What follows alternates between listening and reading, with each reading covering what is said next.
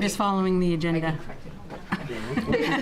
Once you declare it a workshop, you can't have any. Karen, that's my bad, I'm sorry. All right, so shall we strike the workshop? You can't Is it a now. workshop? You already called it a work. Yeah. That's okay. So I'll move the minutes to the next meeting. Okay. It's a learning thing. I do the same thing. All right, I'm not alone. Okay, item 3 on the agenda is the town manager and finance director updates. If needed, do we have any updates? I have one update on the TIF that I've been looking into. I talked with the town attorney today and found that the TIF program has been updated in the last couple of years to include broadband. It also includes building town offices and renovating town offices, which is different than the original TIF. The original TIF had the town, anything to do with the town office was considered taboo. So monies couldn't be expended there. And he also told me that most municipalities that have a TIF pay 10% of the town manager's salary out of the TIF, because they've done some studies and found that roughly 10% of the town manager's time is spent in the TIF district or talking about TIF issues.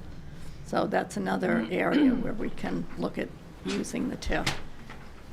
He is in the process of verifying how much of broadband we could possibly use through the TIF, and is talking to the State Department of Economic Development. Yes. And if we can use TIF monies for all or a good part of the broadband, then we would need to amend our TIF to do that. And that will also go on the warrant, but that's something the selectmen will take up.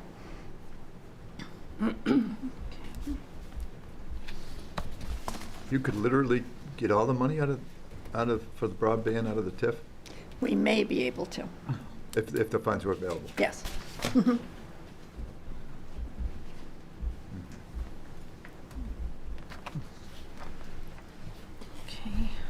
Updates from me, perhaps?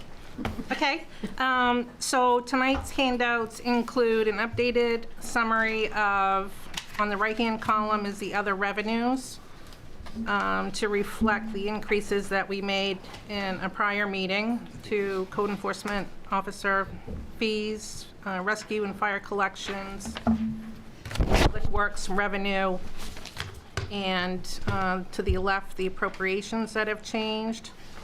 I've given you some updated worksheets to reflect a change in administration. I failed to print the cemeteries change, but we can talk about that when we get to it. Employee benefits and insurance are some other updated changes that have come about since the last meeting.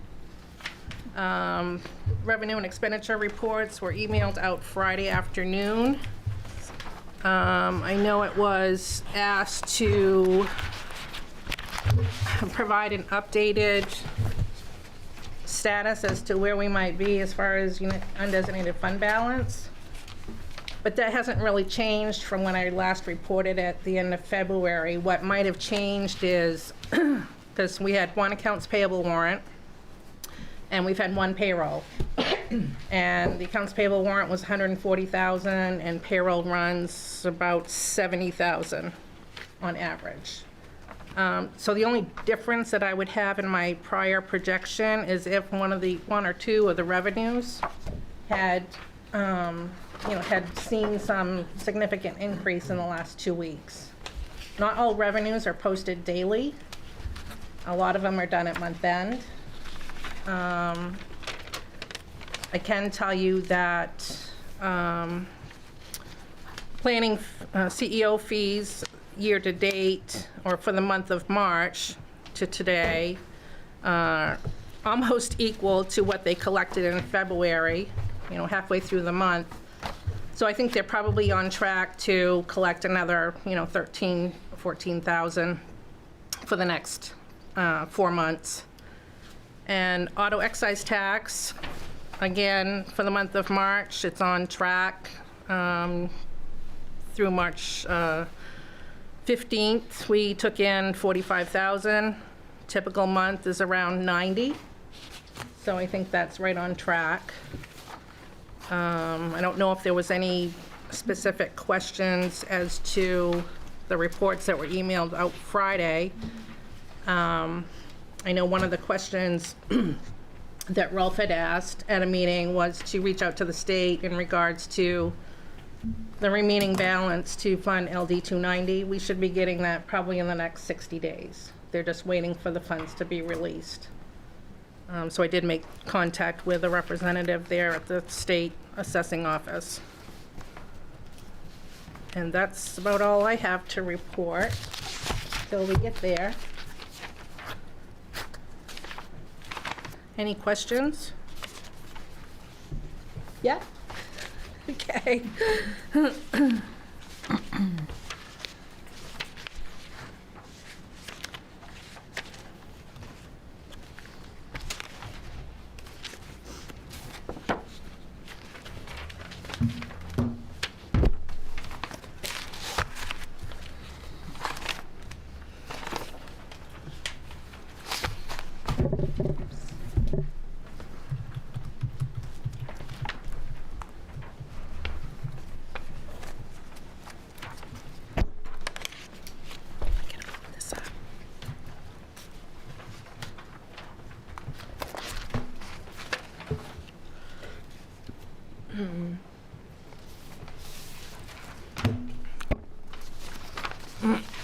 Fund balance total that was used, is that what was in the budget last year? Say that again, Dennis? The unfunded, the use of the fund balance, it's, They had, when they set the warrant for the town meeting in June, they had said up to 200,000. And then when we actually did the commitment, they used 100,000.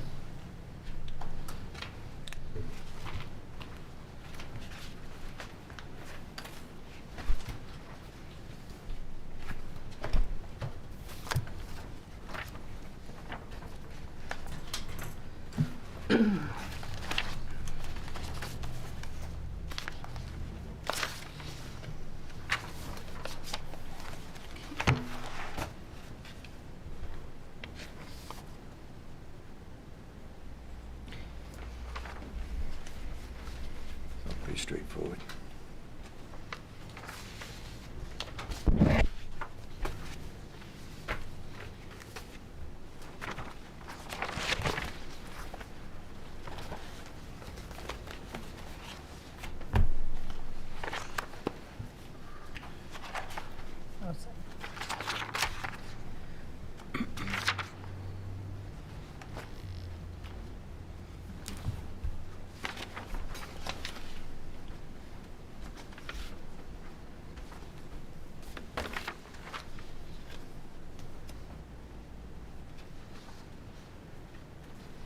I thought we could address the amended sheet, departmental sheets, when we get to that department, if you like. Okay. Huh? Yep. Are you good? For me. This looks Just take one, pass it around. like 75 that they haven't used. They must have used it. So, where's my agenda? It's right here. This is the revenue.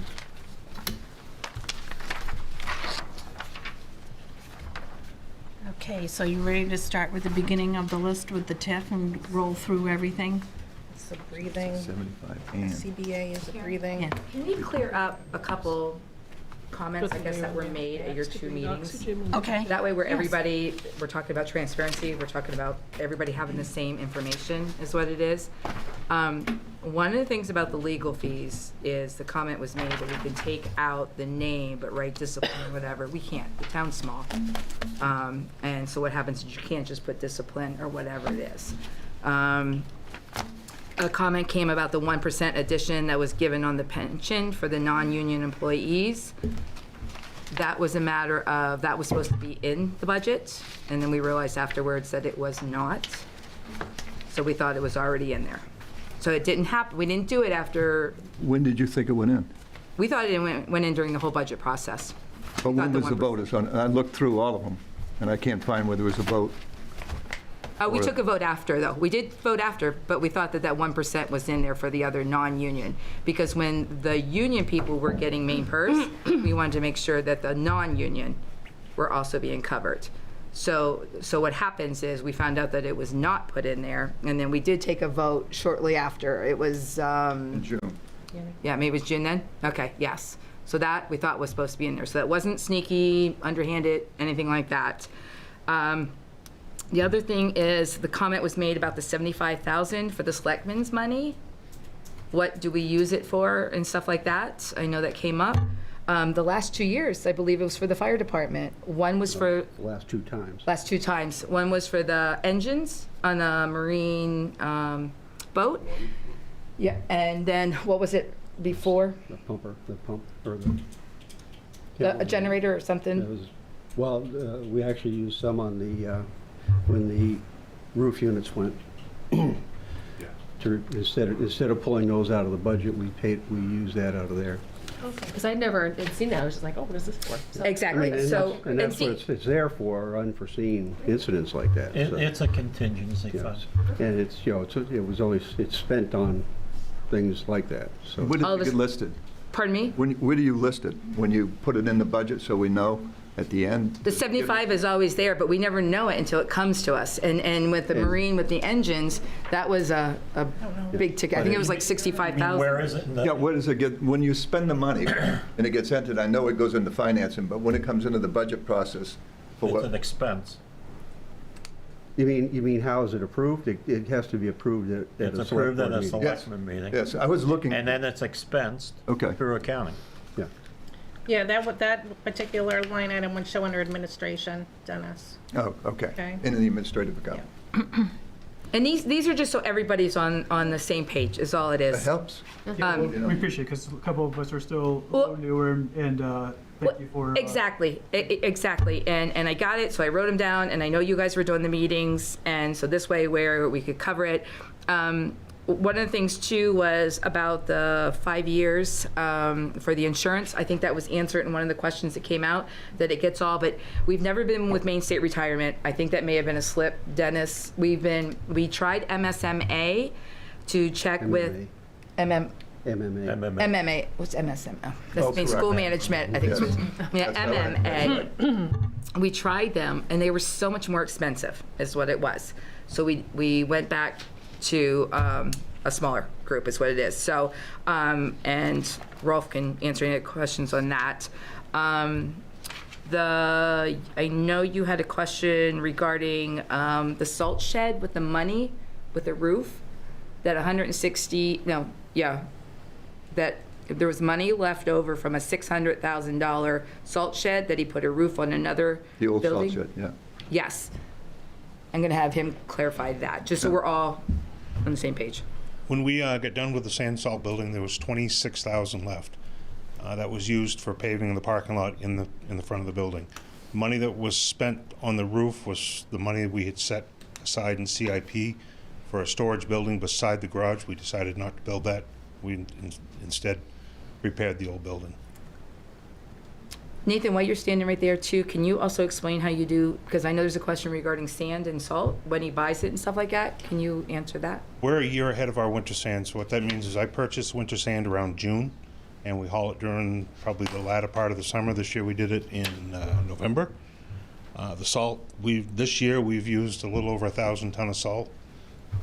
First part of the year in November, we used about 480, I think it was, putting winter sand up. Do you get the salt too, or you only get that as needed? No, we only buy the salt as we need it. We don't have enough storage down there for the salt. I've got probably 200 ton in the building right now. If we don't use that, that'll be towards into next That'll year. stay though. That Yeah. doesn't go with Yeah, it doesn't go bad. The other thing is on, I just saw it, I'm sorry. The repairs on the fire trucks. We do all the fire truck maintenance. The only thing we don't do is the pump repairs or pump testing. We've done that for 7 years now, 6 or 7. And those are the ones you have trouble when you tip the cab inside. Correct. to back it Engine up. one's in there right now. and we have to disable that garage door, because when the garage door goes, well, about this high up, it runs into the cab of the truck. And the only reason why I brought that one up is because a comment was made that only small repairs are done, everything else has been sent out, but nope, that's, most of it's done in-house. So that way we're on that. Yeah, I knew it was pumps and engines, you know, the hydraulic. No, not the hydraulics, just the fire pumps. Interesting. Yeah, we do, our hydraulic systems actually on our plow trucks are probably 4 or 5 times more complicated than what he's got on his trucks. Ours are all ground speed controlled and pressure regulated and, And all the wiring, the multiplex, you Yep. handle that too? oh yeah. Yeah, multiplexing's been in cars for, geez, 2000. That's actually easier than the old stuff. The other thing was the cemeteries. I do believe that yes, Matt Sanborn was doing it first, and then you put it out to bid. That went out to bid. We got 2 bids on it, and we awarded the bid to the low bid a week ago, 2 weeks ago, 2 weeks ago. It's a company out of Gray. So we took out the snow blowing, the bush hogging, and the roadside mowing. Let's try to save some money on that.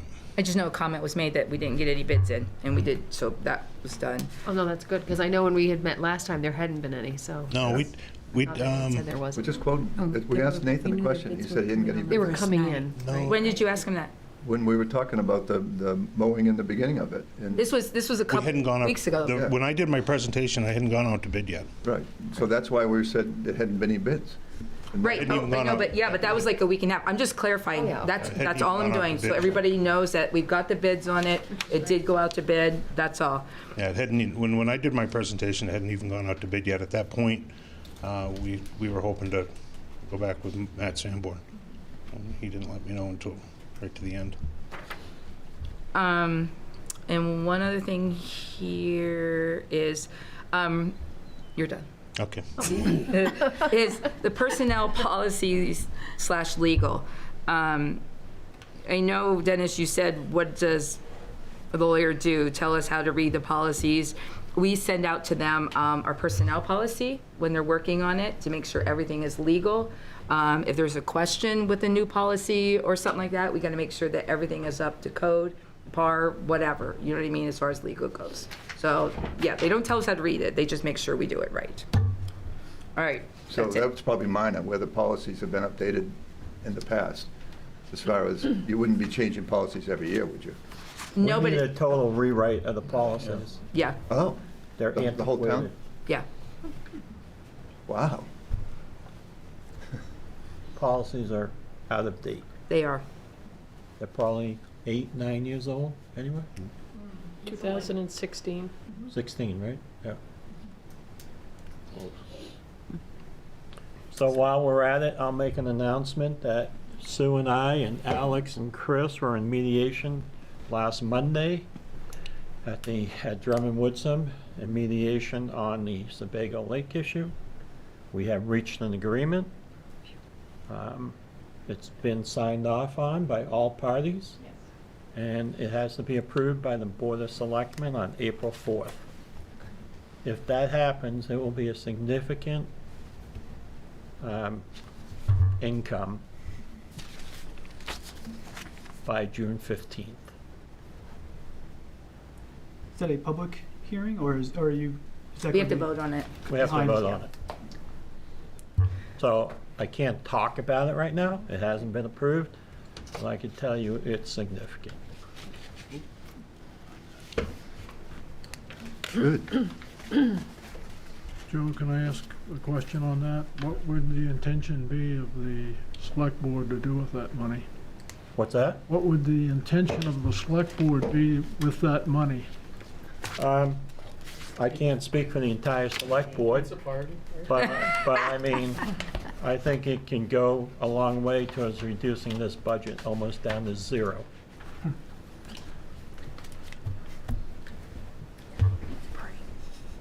Pizza To party. be, to be continued. Pizza party. More pizza. Some erotic. Oh, that's good. As I said, as long as the select board signs off on it and covers all the legal fees plus a penalty. Great. Thank you. Peter has a Peter question has a question. or comment. Okay, Peter?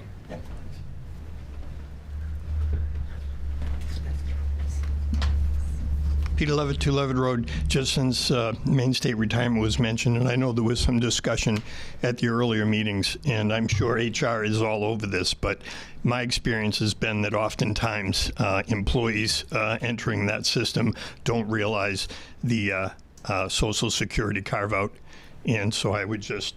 That's not, Not in that's- Raymond. There isn't? no, that would be the teacher plan. Yeah. We're under a PLD, which is a public local district.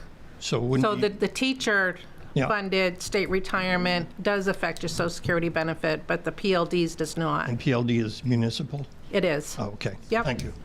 It also applies to state employees. A Social Security carve-out. Okay. At this time, Deb Tarr is here and would like to speak about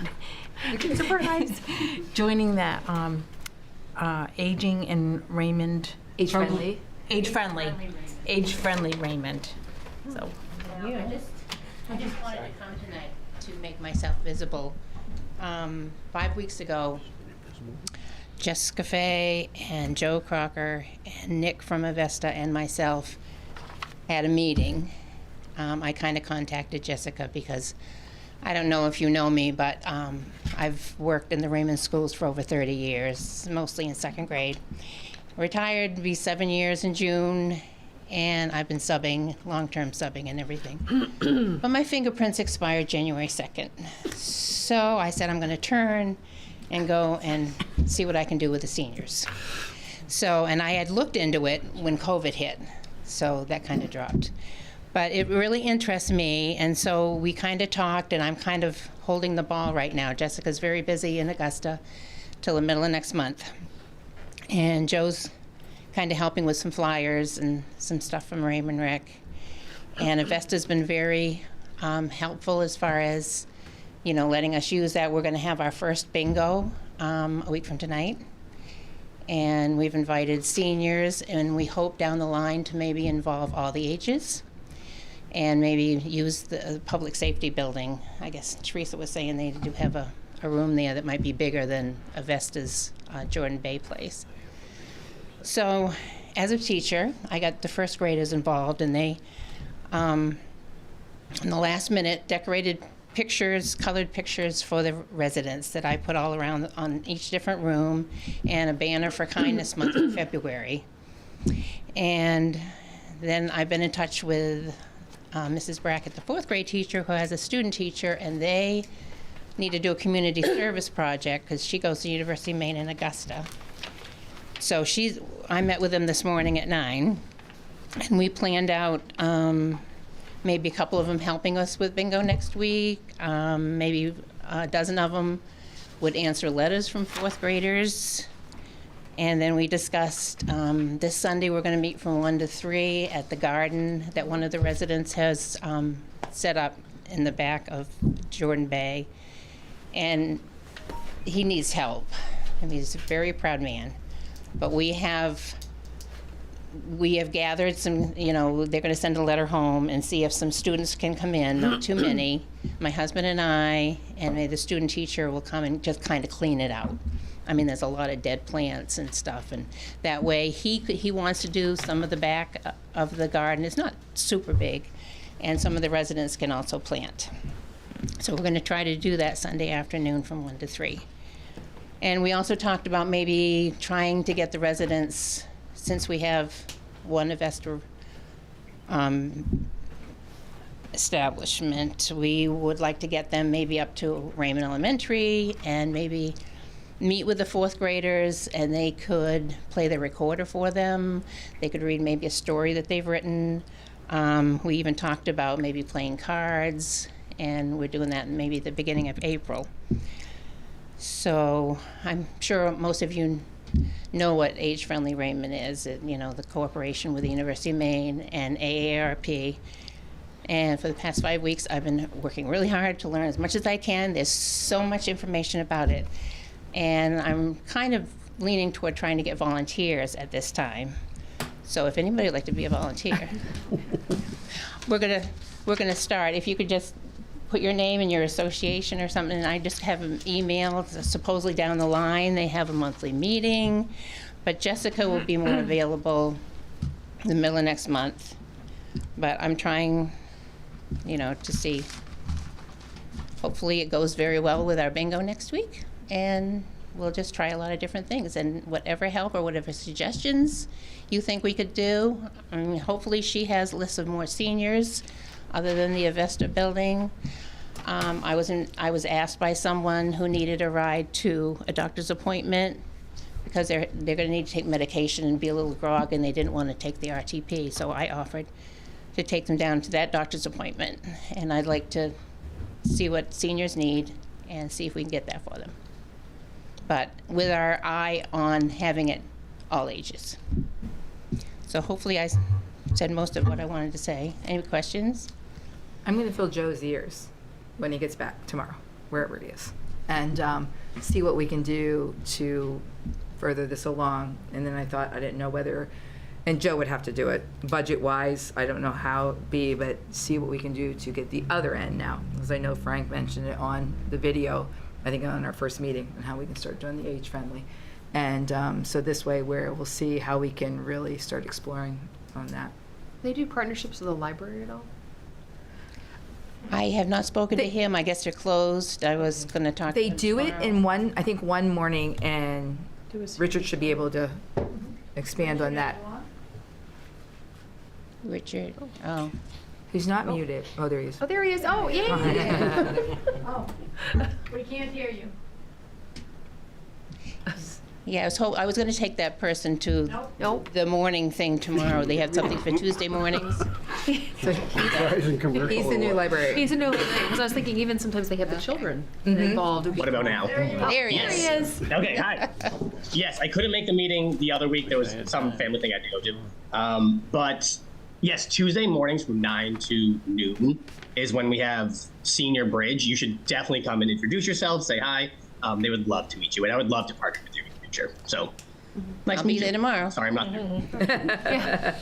Yeah, because I was wondering, even with the children, I know you do a lot of things with the children, if they potentially could have something where you mentioned people coming in and reading to the kids as well would be a great way to bridge that divide too. Absolutely, we would love to have guest storytellers.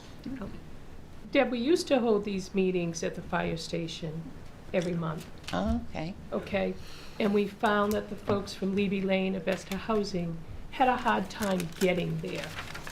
So when we stopped doing them for COVID, I had talked to Jess and said, why can't we do them at Levy Lane? Because they just need to come downstairs. Their room is about the same size. Yeah, we're going to hold bingo there, but I don't think it could hold maybe more than 15 or 20. Right, but the problem is they had transportation issues getting elsewhere, so just keep that in mind. Okay.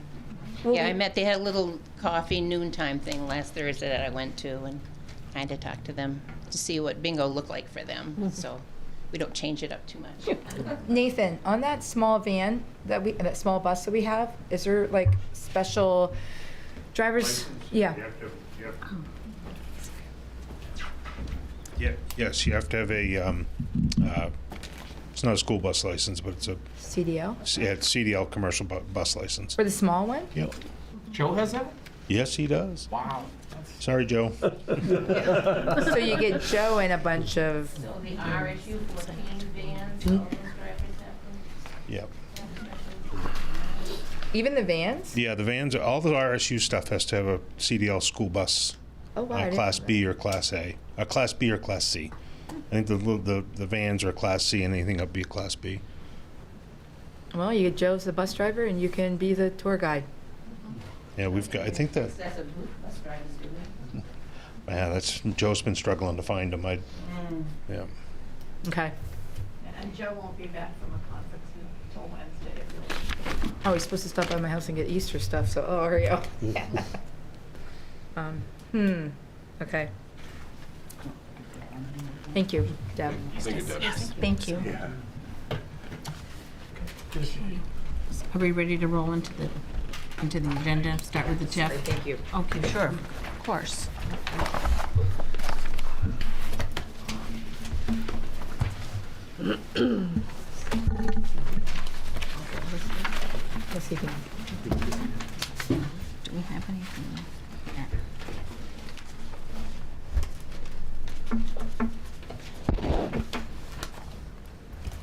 there any issues that anyone would like to bring up for the TIF or comments?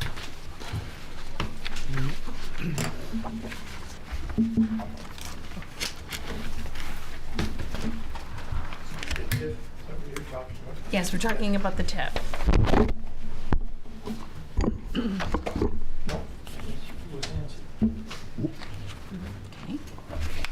How much is left over from what is committed? When you're talking about, 10% for the town manager or the technology, what is actually still available after the monies that have been put in? So the TIF revenue ends up being about $272,000, Dennis. And so right now, we're trying to spend more than that because there's been several years where we haven't met that threshold. So it actually has, a fund balance in it that we need to expend before the end of the TIF district when it expires in 2030. 2030. And how much is that, the reserve? Oh, glad I brought my audit with me. Well, just for clarification on something too, some of the stuff that was cut from Bruce's budget last year was not cut from his budget, it went over to the TIF. Yeah, I saw that. So, yeah, so it wasn't, knocked down or as much as what I guess people are thinking. Some of it got split over, just to clarify that. You'll have to give me a minute, Dennis. Well, you can come back. I was just Okay. wondering about the max cable. TIF amount is like 313 or somewhere in there, isn't it? No, it's Actually, Kurt's gonna have to recalculate it. because it's not a quick calculation, because Kurt's gotta get into there too and look Yeah. at that, because it's based on increased valuation versus what was captured under there. So you gotta go back and Each look year. at it from, iterate it through. So it'll really change after the new assessment. Yeah, unfortunately, it won't be many years left. Well, on it's it based on from that, state But it's valuation. based on state valuation.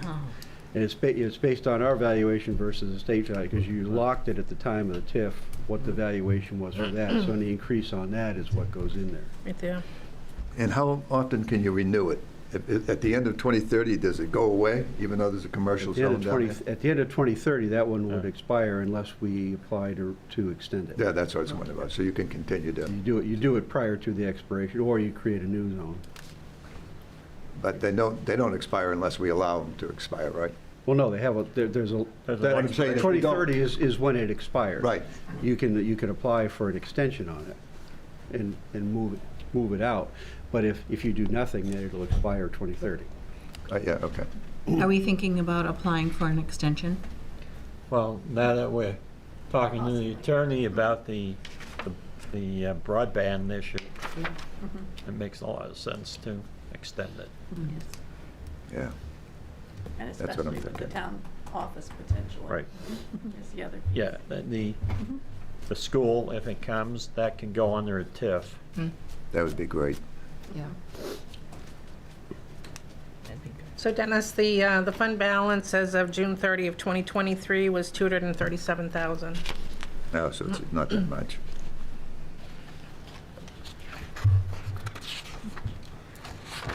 So if we're looking to put some stuff in the TIF, that means we've got to pull some stuff possibly out? Yeah, that's what I was wondering. That's where the question was going. If you start to move some of the other things that was mentioned into the TIF, would you have to then pull them out so you maintain a balance? Well, my guess is the attorney's going to ask to increase the TIF amount. Okay. Well, on to the TIF. Am I correct with that?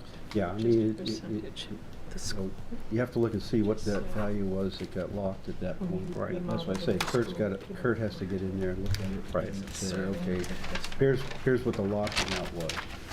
And here's what that value is, because the original projections on it, of what was gonna be total funding was way under what it actually turned out to be. Right.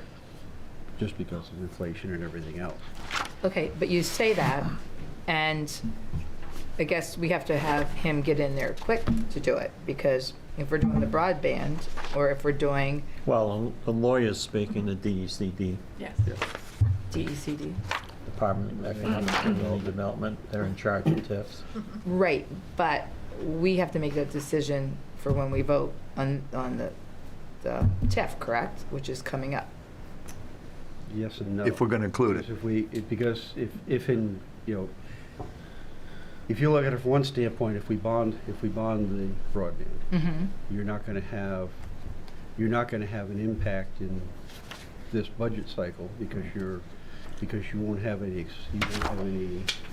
cost until that following year. So it could roll. If we bond it. Yeah, right. So it would roll into that following budget year before you have any cost to it. But if we put it in the TIF now, we will. You put it in the TIF now, what you're doing, you're accruing for it. Right. Okay. Which you could do this similar thing by putting into the CIP. You just put it into the out years. But I don't see any way to do it without bonding it. No. Well, it's so big, you're gonna have to knock so much Yeah. stuff out of the other TIF, or unless, if it doesn't go up that much, that's just it, so, all right. But you may be able to cover the bond payment by the TIF. Right. The bond payment would come out In of which TIF, case, though, right? then that would be, that Okay, would also that's what be I'm asking. just for That's what I was extending going it, with. because you're gonna, you're, Okay, right now, I you'd be expired. get that, because I'm literally looking at the numbers going, wait a second, but the bond payment would go in there Right. and not. Okay, I didn't get that part, okay. Yeah, that's Yeah, what I didn't you take the bond out, but you put the bond payment into the Okay. TIF. And you can spread it out. Yes, Right. now I get, yeah, okay. So it doesn't take everything. So, yeah. See, Karen, I'm still learning on this. I mean, they're considering something the new size of what that bond payment would be, and it's probably only a 10-year bond. Okay, so you're talking about doing that in the TIF. If that's the case on that, and it's a renovation to the buildings, and if we do the town garage, can that do the same thing? We think there's a possibility. There's a possibility for the renovations, and that sounds more probable. There's a possibility of a percentage of the garage. Okay. So a lot of things are gonna be happening. Over the next 2 months. Yeah. Okay. All right. And hopefully I'll have the numbers before your April 4th Select Board meeting. Okay. Okay, good, cool. The attorney is hopeful it will have that and have the wording for the warrant to update the TIF. Because if the TIF has to be updated through a town meeting. Yep. And if we can do it through the regular town meeting, more people get to see it, more people get to vote on it. Okay. Otherwise, we would have to call a special town meeting in order to do this. Okay.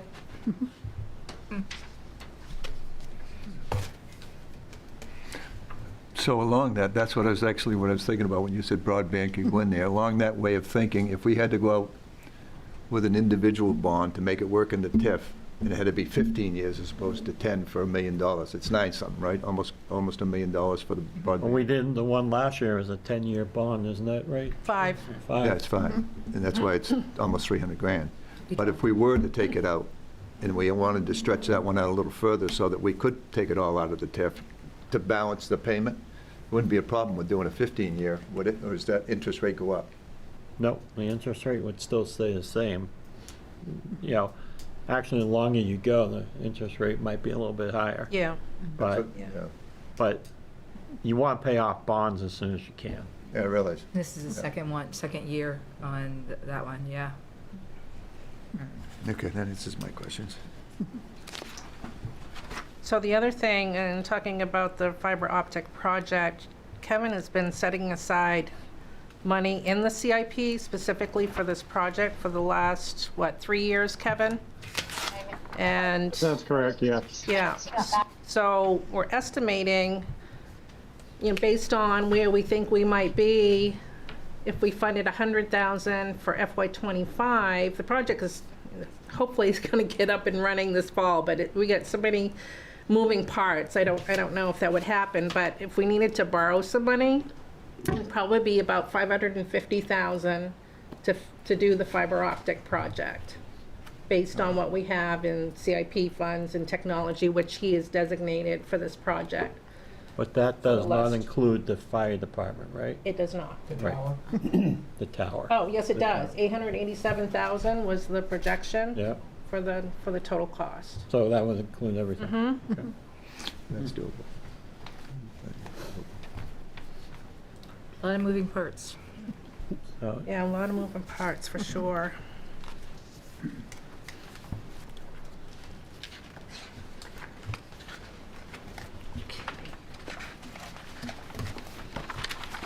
Any other comments?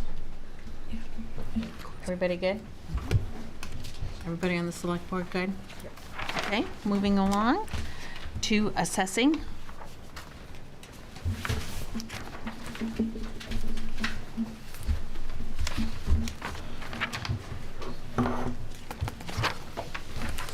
$300,000 set aside, 100,000 each year, roughly.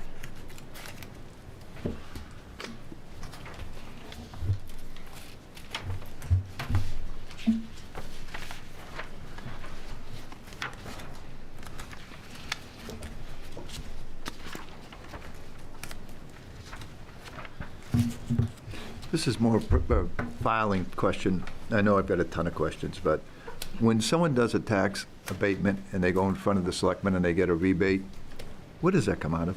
the overlay, Oh, that's what the overlay is for. okay. And Kurt usually calculates that up to let us know about how much we should have for that. Kurt always comes in with a number he thinks is correct, and we always cut it. And it freaks him out all the time. And he gets all nervous, but Yeah. But it's not listed in his budget as overlay. It isn't, it comes out of the towns. when he does the mill rate calculation, that's when you put in the overlay. Thank you. And, you know, in all probability, after the reval's done, you'll see There'll be a lot more. You'll see a bump up on Right. the overlay for that year or two after, because you'll typically see more abatement requests after a reval. Yeah, I remember they were regular every month almost, so that's why I was asking where they came out of, because I can see it happening again. Yeah, they don't happen a whole lot now. I mean, just No. every. No, it's usually. And they're usually pretty small. Yeah. I don't remember seeing any big ones lately.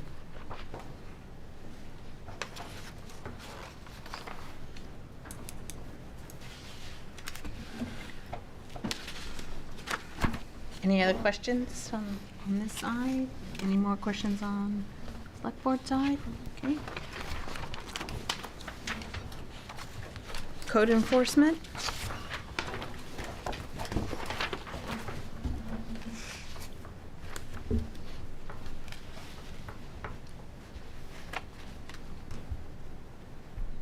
One thing I didn't mention on the settlement we talked about is total restoration is also part of the settlement.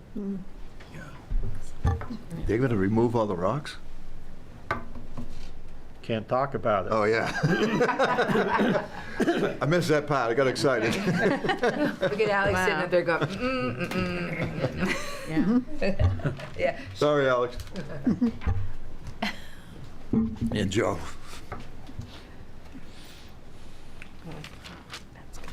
After we do vote yes or no on it, we can give details or? Yes. Okay. Okay, all set on code enforcement. All right, moving right along, public safety, Oh, idea. animal control. Yeah. You've got an update on that, right? Not on animal control. Intakes and outcomes. Shelter. Oh, yeah. I just gave you the report from the Animal Refuge League as to intakes and Okay. whatnot. They usually send that with the annual contract. Oh, it's in all, nice little handy dandy paperwork. Okay, on this issue, me and my 2 cents. I cannot see, and I'm not in the talks with Sue, so you can tell me to shut up at any point. Taking on another town right now when we only have one person here in this town is, I think, just stretching it way beyond too thin.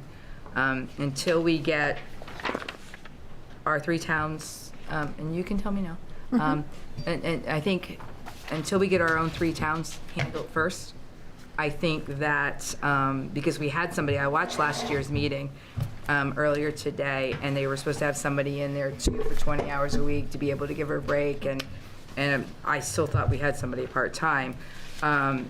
And I think, yes, she does need a break. I get that. She can't be working, 24/7. But when you see all the stuff coming up on Facebook, as far as, looking for animal control, calling animal control, we have a dog here. There was a 70-some-year-old lady the other day sitting there for hours with an animal that she had found. I just think we need to take care of these 3 towns first and fix the issue we have here before we stretch out to Harrison. And I might be wrong, but. Well, and what we've talked about thus far, and it is still just talking, is, and we haven't met again since the first time I met with, no, we've had 2 meetings, one of which Harrison didn't attend and was going to. She had something that came up. Is that it would only work if we had 1.5 year-round. The part-time before I thought was year-round, it was seasonal. It was only in the summer. Okay. But so we have Naples, Casco, and us now. And I know from as soon as you come into Wyndham Raymond to go all the way over to, I'm trying to think, Swan Road or whatever, it's literally like 7-8 miles. You know what I mean? So you got somebody there, and then you got a call from Casco, and then you've got something that just happened in Naples. It's just, I'm thinking even 2 full-timers. Do they even have that many calls, though?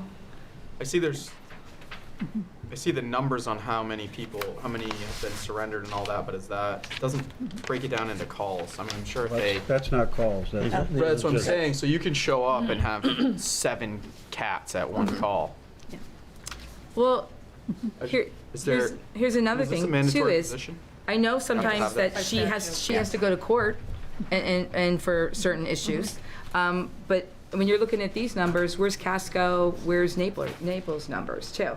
So you take that and you triple these numbers here for one person. You mean for the Animal Refuge League numbers? Or which numbers are you looking at, madam? The numbers that we're looking at here, are these the numbers, where are the numbers at? Those are from the Animal Refuge Those are League? animals Yeah. turned in and taken from the shelter. That's not calls. No. Okay, then I'm assuming there's a lot more than that. Oh, yeah. Yes. And So each then- town pays their own Animal Refuge League. We don't split that with anyone. Well, I get that, but then you times this by 3, even more so, and on the calls that are being taken, and then you have people that are hoarding animals or whatever, and then you've got to go with that, do a lot of follow-up and stuff like that. I just think on one person, it's too much, even 1.5. That's just me. And I know the part-time summer person, you know who that is as well. Yeah, their calls were constant because they kept getting updates, because they saw what the animal control officer was seeing too. Yep. Would come, and it was pretty constant. Yeah. Can we get that? Is there any way to get that? Dispatch Calls and should stuff? have Do that. they have an Yeah, org- dispatch, I think they mentioned. Oh, it's on that? It's dispatch. You can, And do we know if our vehicle is being used for Harrison? Do we have to get that answered?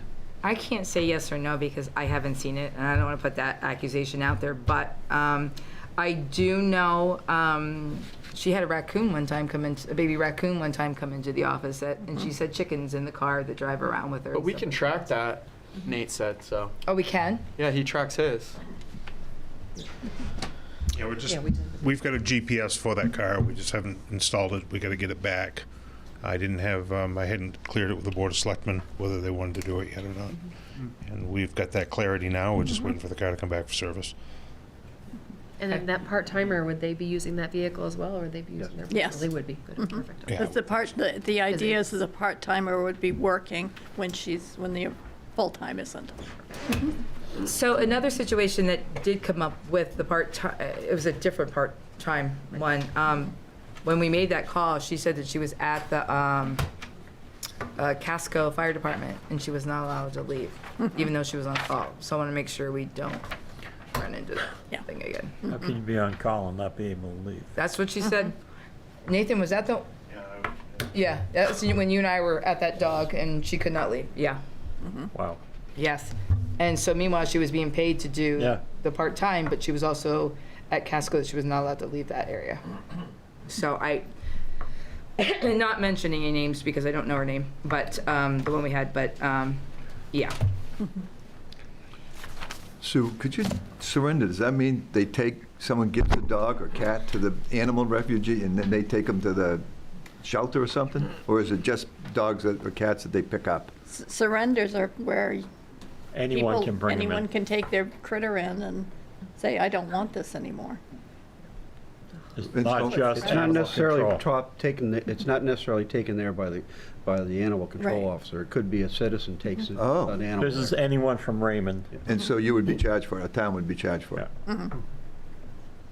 Well, would the town be charged, or if it's probably charged to the Yeah. person? Yeah, it is, but if they find them tied to a post, basically, or the animal control officer. If animal Picks them control up. brings it in, Yes, that's. then we get charged. If an individual brings it in, that individual pays.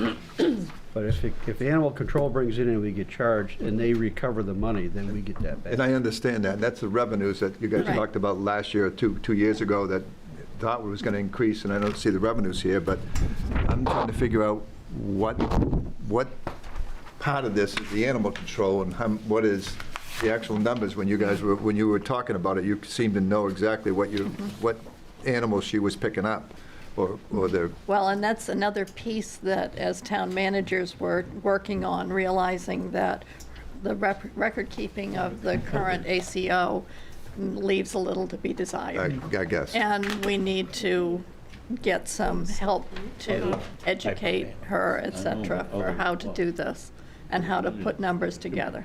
So did Because you- all we have are gross numbers right now. And the number of calls through dispatch, because often more than one person will call, each call is logged. So it doesn't tell us how many incidents, it tells us the number of calls. So this data really isn't very useful.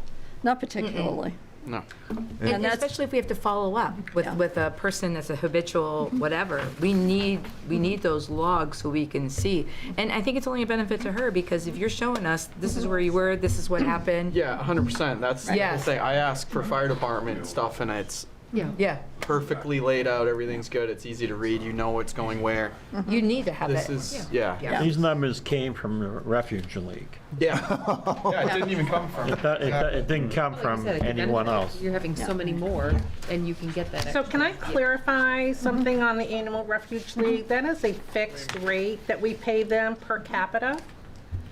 Oh. And if we have fines that the ACO officer or Animal Refuge League on our behalf can collect, and those monies, if it's a first offense, second offense, sometimes we'll see those come in, but they're rare. Animal Refuge League would collect those fees and then send them to the town. Because you're already paying a fee just to utilize them. Basically, their service, yeah. Okay. How much is that? Well, the A few thousand? 24 something a month. Yeah, it was 6,600 for the coming budget. 66, 68 Population. under animal welfare. For basically 42 We got a letter animals. from them. Yeah. $1.50 per person. Yeah, impound fees and then, yeah, they have it broken down to, Well, and how often do we see ACO ticket? I didn't think so. Right. Yeah. Who's in control of that though? Since Casco. it's split. Where Casco is for the employee performance. We're in And charge of the Raymond car. is for the vehicle, and Naples is for the finances. Is for the what? finances. So they track her finances. This has been an ongoing, I guess, discussion with the boards for the last couple years, on do we stick with this same thing? Do we change it? Do we work out a better agreement? Is it time that we have our own department with just us? I mean, I know we're talking about The biggest issue is probably finding somebody, but we haven't done that in years, so we could possibly put it out, and see what happens. But it'd be very expensive. what's the cost? insurance. Yeah. I know the insurance has been an issue. I mean, you're talking Well, a you won't have the full-time insurance that person. Casco's offering right now.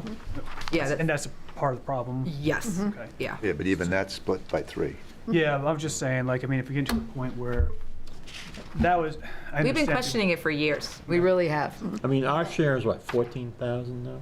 Somewhere in there? For 14,000 For for animal control? animal control, no, it's 30,000. 30,000. Yeah. So if you would at least double or 2.5 times Yes. that. But would our service increase? Teresa, you're saying that there's more than just an issue of cost here. The other, I think so. The other issue is that the job's not being done. I think so. And I don't think it's, Yeah. I don't know if it's like hours though and money. I think it's more, there's no boss. Like it's tough to we don't have any control of bringing this person in saying, hey, we need this done this way, and this way, and you're not doing this appropriately. Can we do it this way? And that's what we're trying to begin Right. to address Right, now, that's- because Casco's had a new town manager, Naples has had a new town manager, and And we have a Reagan has had a new town Right. manager. So, and with that being said, is there something maybe, but I think things weren't, I think they weren't being held accountable. Right. That's correct. And we're not seeing the numbers. And we can't say yes or no, she's not doing this, because we don't have anything there. But on the other hand, too, now all of a sudden, and I think it's like I said, when you see it on Facebook of people saying, hey, I have an animal here, anybody lost this, I've called animal control, nobody's answering, they said, hold on to it. And I see that a lot. You can see it on any of these sites. But when you see that, we're not getting the service. But we also don't have any control here. It's like Right, we've that's- been beating this. For a couple of years. Yeah, and honestly, I try to just get the information so I could even understand it. And then I find out it's coming from the Animal League, and there's no revenue. After talking about revenue 2 years ago, I guess, projected at the time there would be revenue. And so it's really something that we're stuck with until such time as we decide to leave. But it sounds to me like financially, we're not going to leave. Or the county is also considering taking it on for the county. Well, that's where the Because special a lot of municipalities are having the same problem. And I'm supposed to be, I haven't yet been invited to any meetings, I haven't had a meeting yet, but I'm supposed to be on the task force for that. Because we've lived it. Yeah. And this has been an issue the entire time I've been here. Yeah, We're taking care of this. This is, yeah, I Bruce. know it was an issue last year. it's nothing we can do, though. Bruce wants to add something. Bruce. You questioned how many calls, and I was able to pull up a 2022 ACO report through Cumberland County Dispatch for the town of Raymond with 189 animal problems recorded. Casco, for example, had 198 that same year, and if I can find it, Naples had 185. Kind of give you a comparison. Pretty even. Where we are, it's all There's- pretty even, but there is data there, and I'm sure there's a Thanks. breakdown within those numbers. I just can't access that I right can't now. see one person doing that. No, that's a lot. And especially to do the follow-up with, Yeah. with the hoarding of the animals or endangered animals or. Court and court, cases. exactly, on all this. And then running down, all the way down to Westbrook to do all that. We gotta change something. We've been putting this on the table for a while. We really have. And Harrison So can't happen. is there a half-time person in this Not yet. budget? Oh, I don't know. In the budget, I think they can put one. Well, they've got in the requesting. budget Sorry. for a part-time, which would be about a half-time, but it's not a hired position yet. And then, and again. So it's in this budget is an additional half-person. Yes. Yep. Okay, it's And- already in there, but there's no physical person to There's no do the physical job. person No. yet. The hire has not been made yet. Okay. And she was taking the job of the half person, even though there was no half persons that we had said. Right. So, and then you have Harrison, that we don't even know the numbers, but they've making calls. But how do you pick your hours when you're in animal control? that's tough. Right. You know, you gotta have a break. I It's get almost like that. you have to be always 24/7. But taking on one more town on top of this, I think is. Oh, look, somebody. Oh, look at, Yay. look You look at his face. Oh, He's he's all all excited. Harrison's he found numbers in 2022, 118 calls for ACO. Wow. Thank you for And that. what was Casco again? I just like having. 198. Yeah. We were 189 and Naples was 185. 185. Harrison calling if they don't have. Yes, I did ACO. get that one. Her, They're calling her. on her off time. Well, Sue. and one other piece of this with the Harrison thing is the reality is she's doing Harrison anyway. Yes. So Harrison may as well pay their fair share is what the other two, Right. the three of us have come up with for now. Is it optimal? No, completely agree, it's not. But Yeah. And it's interesting to see when It spreads the times cost they're better. happening, because maybe it's all summer. You know, I know it's not all summer, Right. but you could see a huge People bringing influx. up- Yep. Yeah. Oh, she did say that. She did Right, said didn't that she last say it was- year. She said spring, summer, and fall are her busiest. Yes. I think this tracking of the car thing's huge though, Yeah. because you can tell trips to Harrison during what you're getting charged for it anyway almost, even though we're not getting paid back basically. that's correct. And these are Once what you in the can get off it. hour, or like it's only the days that she's not working. She's going to Don't- do Harrison calls. I don't. Don't know. Right. Well, as far as I understand, Harrison hasn't even weighed in on the fact that they would, Well, why would they? They're getting it for free. Yeah, It's like, well, she, They're probably paying her but I mean, directly. you know, Yeah. their Yes, select that's board what is not. you know, Yes. that- their that select is- board that's has not a- known.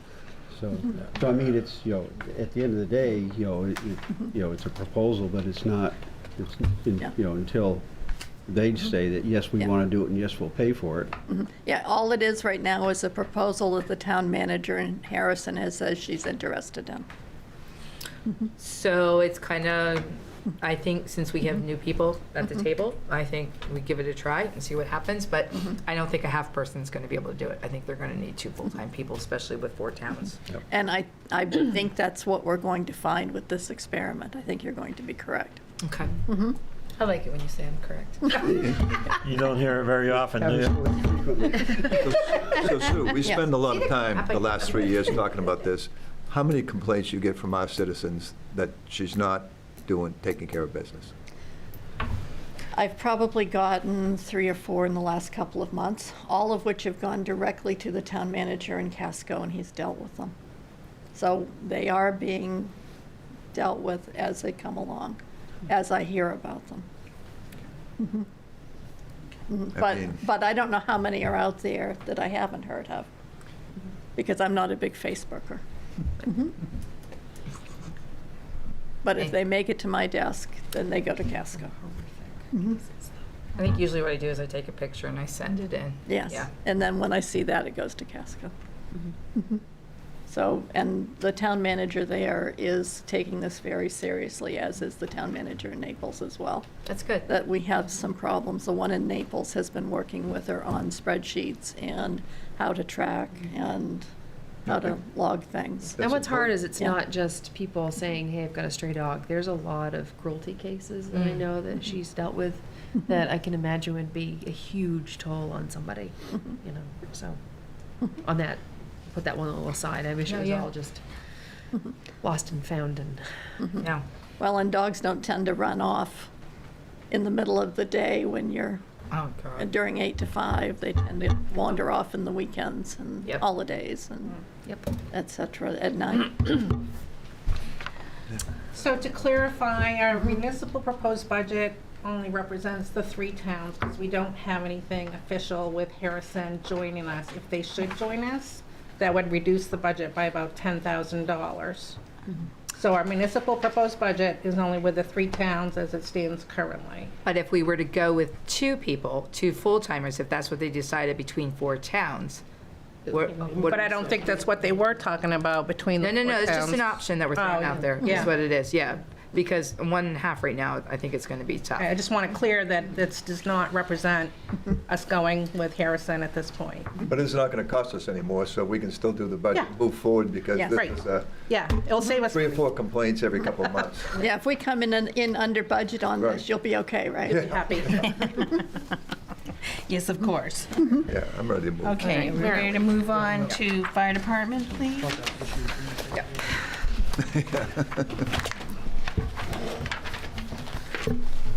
Losing my agenda. Right there. Can I ask a question? Yes, of course. Bruce, you mentioned, coveralls for your, for some of your guys because they're doing maintenance on the vehicles. What are they doing as far as maintenance goes? Uniforms, was that what we're talking about? Yep, you said Yeah, what happens is, the coveralls, because you said you have the guys, some of them working and doing maintenance on it? We do have some coveralls in, yes, and we do pump work, maintenance on that stuff, maintenance on all our small engines. We've got 2 folks that will tear a chainsaw down and rebuild it, or a portable pump, things like that we do all the time. Okay. We have maintenance on SCBA's. We have 2 certified people who do that. And we work on our pumps. I'm one of the guys that will do that when I get a minute. All the smaller extra Climb stuff inside the pump, but I don't fit anymore Nope. that well. So I have a skinny guy who will do most of that for us. The hiring. So, and I know you also answered this too, the uniforms, the boots, the bulk buying. How, you said it wasn't going very good as far as, and I don't even know if you can bulk buy, like boots or helmets or. Yeah, the fire gear and such. Yeah. We've been working with our group. We have a regional group of Gray, North Yarmouth, Wyndham, Cumberland, us, Casco, that have been working together and trying to get departments to all agree on one specific specification on something. Can be a challenge. We hold out high hopes that it might happen someday. We do buy foam together, for example. We bulk buy 55-gallon drums of foam and save shipping, things like that. We're all on just slightly different timelines for hose purchases and such, but we're working on that and trying to pull that together because there's significant funding that could be saved in shipping costs. Okay. The other thing was the PFAS uniforms. PFAS and the turnout gear, yeah. Yes. Is Yep. there any alternative to that? There is. Two vendors have just in the last month and a half certified PFAS-free turnout gear. Okay. How much? One of them went up $400 a set. I'll take 400 over 1,000 because you said. Correct. Well, that's already in there. The 1,000's already in there. This is on top of that. Oh, The other vendor, the one we're going to be using, isn't going up at all on it. But in the end, So, yeah. it's going to be better, In the end, it's going to be a lot better. right? Okay. Definitely. All right. Well, that's good news then. All right. So we'll be able to, with this current budget, do 10 sets.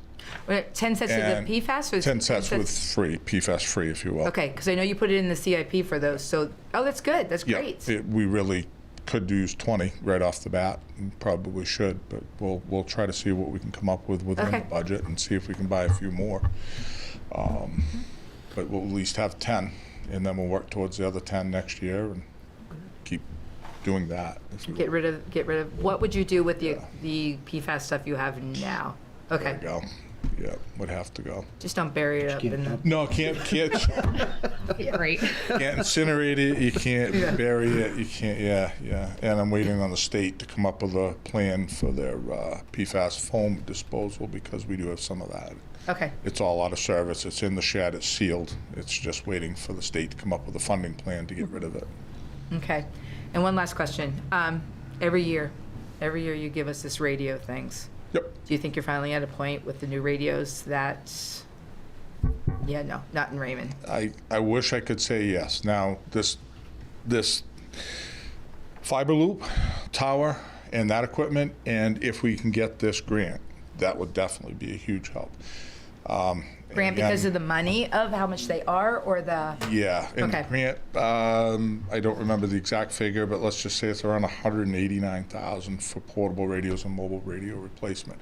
It does 2 things. It's going to give us higher powered radios, but it's also going to give us complete P25 quad band radios. You if said we get- 189,000 Yeah, for how many radios? it's just the portables and truck radios. How many is that? That's going to be roughly 20 portables and another 15 mobile. Holy cow. They're Okay. not cheap. They're like $3,000 plus a pop. Okay. Wow. But that will give us quad band radios and P25 compliant radios, so when a major event happens, whether it's a weather event with flooding or shooting or what have you, which unfortunately is the stuff we're looking at now, we'll be able to talk with all those different entities involved. Okay. And right now, that piece is missing completely. Our radios are not capable of it, and everybody's moving towards that quickly now. So. Okay, thanks. So do you have to have a specific radio? Yeah, it's a specific, well, brand, you mean, or? No, it's not a brand. like capability. Yes, Like, yeah. you know, Public Works has a radio. Yeah, That exactly. seems to work all over town. Yep. But These are P25 federal compliant radios that are designed and made for, in this case, a quad band. So anything from the band we're on all the way up to UHF, we can just switch a bank and talk direct with the feds, or switch a bank and talk to state police, vice versa, all that stuff. That's what allows us to do that. So. okay, so it's not just talking amongst. Oh, no. No. Well, you guys had. But it allows us to improve that. I'm sorry, Teresa. You guys had a situation where you had to go through dispatch because the other people coming in. Absolutely. They had to relay it. Yeah. Yeah, this happens, and just tonight at a rescue call, a fairly critical one, they couldn't get out. It was all broken radio traffic, so they have to run outside, get to the truck, and when you're in a kind of a sticky situation, you really don't have the people to spare to have someone leave and run outside and move. We're dealing with a very, how do I want to word it? It was a critical call that really couldn't free up your people. Okay. So, Nope. sensitive call. And the Thank you. weight, granted, in this town is so dense that you can get in pockets, whether it's your cell phone, as you might know, you drive and all of a sudden you've got 200 yards where you don't hear anything. Right. So the granite has been a huge problem from when I was here to right to this point. So I'm excited about this tower. My phone has all our phones have a radio link where we bought the software, so we're patched together through a link in an interface that Kevin set up for us through a computer, which transmits back through our radio system. But again, how many places that you have poor cell phone? I mean, it's horrible. Come down to my house. Yep. Yeah. I'm on Wi-Fi at home, Wi-Fi calling at home. If I'm not, I don't get out of my house. You're in- It's yeah. done. Yeah. So you can't rely on anything that we have 100%, and that is part of the issue, and it's a safety thing. But with the fiber loop, trying to install a new tower, getting that equipment, another simulcaster installed there, as we've done, we've slowly built this thing up to it'll work. It'll be great in the end, but still it'll probably be 97%. Nothing will ever be 100%. Thanks, Bruce. Yeah. Turnout gear, when you hire a person who comes in from another department per diem to fill in, I know you do that, you still do that, correct? Yes. I know you save some money, but are they able to wear their own turnout pants or boots and stuff, and you just supply the coat? I mean, is Yeah. there any compromise with what they Yes. end up getting? So typically, if we hired somebody from out of town, they're already working for another department, and we'll just call up that department and say, can we have an agreement that we can use their gear on our calls? If something happens to it, we'll get it repaired, or we'll eat it and replace it. You still own it, though, as far as that town who purchased it. So, yeah, we kind of share that way. It works. But when you have a full-time employee, you really can't do that. Understood. Yeah. Yeah. I'm glad you do the other. What about per diems? Yeah, same. Yeah. Per diems call, yeah, Yeah. that's part-timers, yeah. Yeah, so if we have a call member, someone who's the volunteer, if you will, they will end up getting their own gear because they live right here in town. Per diems that come from another town or whatever will use usually get it from their us. gear. They don't have their own, you're saying? The per diems, yeah, Yeah. they usually do. They usually work in another town, and we'll work that deal out with them until we can find a set of gear that would be better for them. The other side of that is that with turnout gear, you got to buy gear that fits the person too, because it's very specific for the safety, what it provides for us for coverage and safety. So, you can't cram me into a set of gear that's too small or give me a set that's even too big. It doesn't protect me the right way. So it is very specific. It's like buying a pair of jeans and a shirt for yourself. It has to fit right, or else you're not going to buy it, and it won't work, right? So. So I saw that TIF had some of your spectrum fees in it, correct? Is part of your budget the cable or whatever in the TIF? Or is that something else? And I don't know what ended up getting transferred over. That's a Sharice and Let me ask you Kathy this question. Heating and the utilities. Yeah. Utilities, 3334. Yep. Mostly electricity? A good portion of that's electricity, yeah. Phones, internet, we had to upgrade our internet years ago and get a better bandwidth so it would actually work and talk back and forth between the town hall, et cetera. So Kevin worked with us on that so we can get it so things would do backups the right way, et cetera. But most of that is it's going to be electrical. Our electric bills are still fairly high. So where I'm going with that is, when Wyndham put their solar panels in on the fire station, it paid all the electricity, and they did split units for heat too. When you had that looked at 4, 5, 6 years ago, whatever it was, I guess when you did the metal roof, was it talk about doing that solar panels with a revision? Yeah, we've bounced that around a few times. But did it cost you? There was a cost, yes. There was a cost, and there was a payback, and there was. Payback was I can't about remember. 18 years. Is that how long it was? Oh, yeah. Yeah, because you got into the situation too, that's when the purchase, like the PPA. balance purchase, or whatever they called it, was getting phased out, and so you didn't have the income stream from it anymore, so all you had was what it was going to save you on the building there. Where when it paid for itself was when you could sell that excess power back, and that's when they were going through that whole thing of changing that out, and so that's when it kind of. If I remember. It went from Yeah. potentially being good to being. Yeah, that's what I was wondering about. I thought it was, when I first heard it, I thought it was a pretty good deal. And then there was like $1 million buyout at the end, if I remember. And our power too at that station, because of the service we're on, wouldn't have paid us back near as quick because we're on three-phase, et cetera. The only place to make it work at all was up here, and that was a whole different ball of wax when we moved it up to the center of town. I know when we laid out the building, and we tried to work with Glen Builders to position it so they could put panels on it, so a waste of time. Well, it wasn't a waste of time. No. Because we get to I drive mean, through. down the road it may be worth it, but right at that time when It we was- looked yeah. at it, it was expensive. There's a company right now that I'm getting panels put on my roof that there's zero charge. So they pay to have them put on and they just reduce your bill to a certain amount. And they don't design it to sell it back to the grid. They come up with the system to basically get whatever your consumption is to a net zero. And they reduce your bill probably by half. So I talked to the rep for that, and he can only do residential, but he's putting me in touch with the commercial division of that. And they're, hopefully, if they get in touch with me, I pass them on, but it's probably worth at least a look at it because Always. Get the name of them. the company, I can, yeah. Sharice, you gave me, I know I had asked this question before and I don't remember now. Venture. What are the things for the fire department that are in the TIF? In the TIF, we have $11,600 for firefighter equipment, repairs and maintenance. Repairs and maintenance in here too?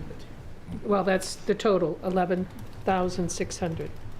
Okay, so we only have, I thought there was a couple things that we had stuck in there, or did you And put then everything over there? the lease payment on the rescue pumper, 20% of The that print- is put in the okay. TIF instead of debt service. Okay, Which is 11,613. okay. Thank you. Yeah. The hydrant rental, is that theirs too? Is that the town's? What is that? Sorry. Hydrant rental, those are to pay for the hydrants along Route 302. Oh. In the TIF area. Remember, the TIF goes down 302 and then Main Street. Yeah, but I didn't realize we had to pay for hydrant. Yeah, you do. Oh my gosh. Nothing's free. No, no, it's not. Okay, sorry. You'll know if someone drives over one. That's really expensive. So the lease on the pumper, and what was the other thing? Oh, equipment.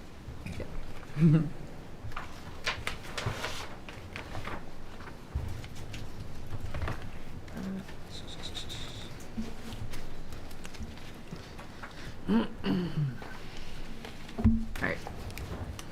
Okay, everybody good? Is this, the SCBA, the 250,000 one for 2025, is that in here?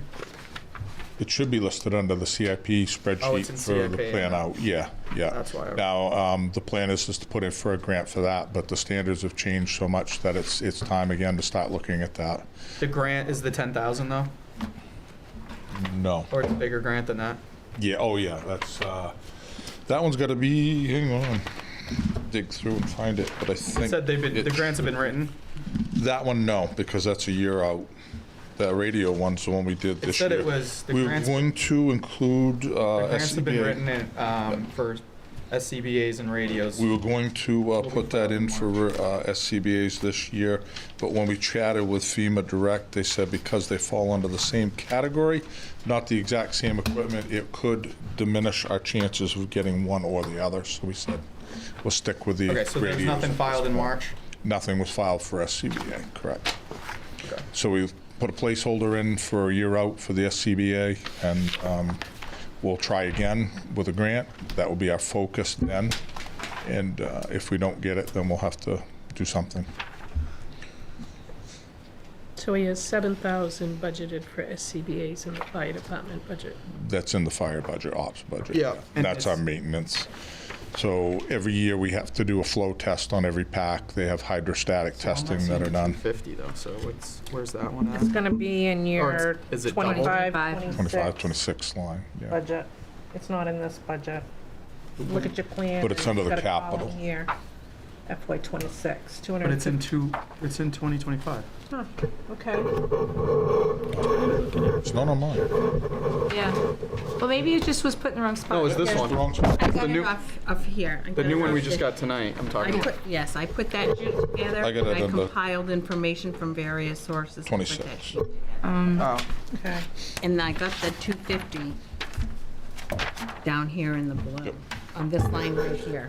Oh, I think it's and Two I can't years see of which it. one you're looking at. Is that Right. from the CIP? they had 2025. Yes. Right, it's listed 2025, 2026, Yep. 250. And then Is that the the ambulance equipment? is in for On here, this it's year, 225 for the here. 450. It's SCB. Is that Right, Plus- but it's 250 here, it's 225 on here. All right, here, hold on. Yeah, so is it 250 or is it 225? Because on the CIP equipment is 225, and Yeah. here it's 250. This sheet has I've it got as a dig. 250, right here. But it doesn't match up with this is what I'm trying to figure out. Right. What they gave. So do we have to add it in the CIP? 250 was what I put in for a It's placeholder. 2025, it's not 2025. It's under the I know. but 25, so what- 26. And here it's 2025, but we still. So in the have it equipment right. of, is this what the Get it? You equipment need is to for? Numbers. Line them up. This is public works. Yeah, it's not mine. I'll put it down there, Mike. Belong over here, Sam. next fiscal year's budget. Yeah, it's gone. Okay, so According to the fire chief's plan. What we have this year is so 450 this is under gonna be the in both, ambulance. so it shouldn't even, Right. That we won't see for 2 years. so technically this could be here. You know, if he splits it up or. Because it's not hitting the 2025 anyway, right? Okay. So that one's not there, that's over there, and then this would be over here. I don't ignore that page, right? Okay. Oh, yeah, but that's, Notes on that. 250 is next year's budget, that's not this. Chief, while they're looking I at know. that stuff, you've got a price, on your But cover even letter, you had the $2,700 for turnout gear. Was that without the $400 now that you found the new That was one? without that brand's So $400. we're really looking correct. at 31 or 32? No, probably. no, it's 400 on top of that number. On top of that, so my original prices were $34.04 for the Globe gear that we're using currently, and I've got a vendor that can supply it for $28 and small change. Oh, okay. So it's So a not much significant difference. saver, but it's a significant savings, yeah, overall, when you're buying several sets. And we're still working on that. Things keep moving around constantly. Call today for a price, and tomorrow it's a different price. Can't even peg it down. It's ridiculous. Okay, so Is there- just to be clear, this 250 that I put on this sheet It has to get moved over a year. moved over to Over a year. 26, 27. Yeah. 5 cents. Okay. And then on that yellow, the one that you were showing me, that yellow Mine's one, 5 that's gotta cents. go over one too, because it's not 25, 26, it'll be 26, 27. Okay, thank you. Mine shows 5 and 6, 25, 26 on the air packs. My one I submitted, Yeah, but it's not going into 25, so 450. we're just gonna scratch it and put it in 26, 27. On CIP. And then- Is that what you proposed? 5-year plan. Yeah, I put in it for 25, 26. That's what we're gonna put in for the So grant. it's July 1. Move forward if we can. Yeah, one's fiscal and one. Exactly. That's where some of the confusion Okay. comes in. Yep. Yep. Fine. Let them worry about that one. Okay. So that's Okay. I have. All right. Where's the? I wrote 80,000 in overtime on this one, and I'm. I think I got that number from you. I would assume. Is there a way we can work on that with per diems, or what's another alternative for that? It seems. We do per diems when we're allowed to do per diems. We have a contract what that do you mean does allow allowed? us to do it, but, well, when we can get a per diem, number one. Yeah. We're pretty limited on the amount of per diems you have. They all have other jobs, et And I cetera. believe that you had a lot of overtime too, because you had some people who had Did, illnesses. so and, you know, I had 3 people last year on a family medical, at least once, for the full 12. And we had a couple other people out on other disabilities. And we had one spot we could not fill for a significant time, so. So We're up above 108,000 in overtime. So the increase in salary, is that including some of that The overtime that you had overtime this line. year?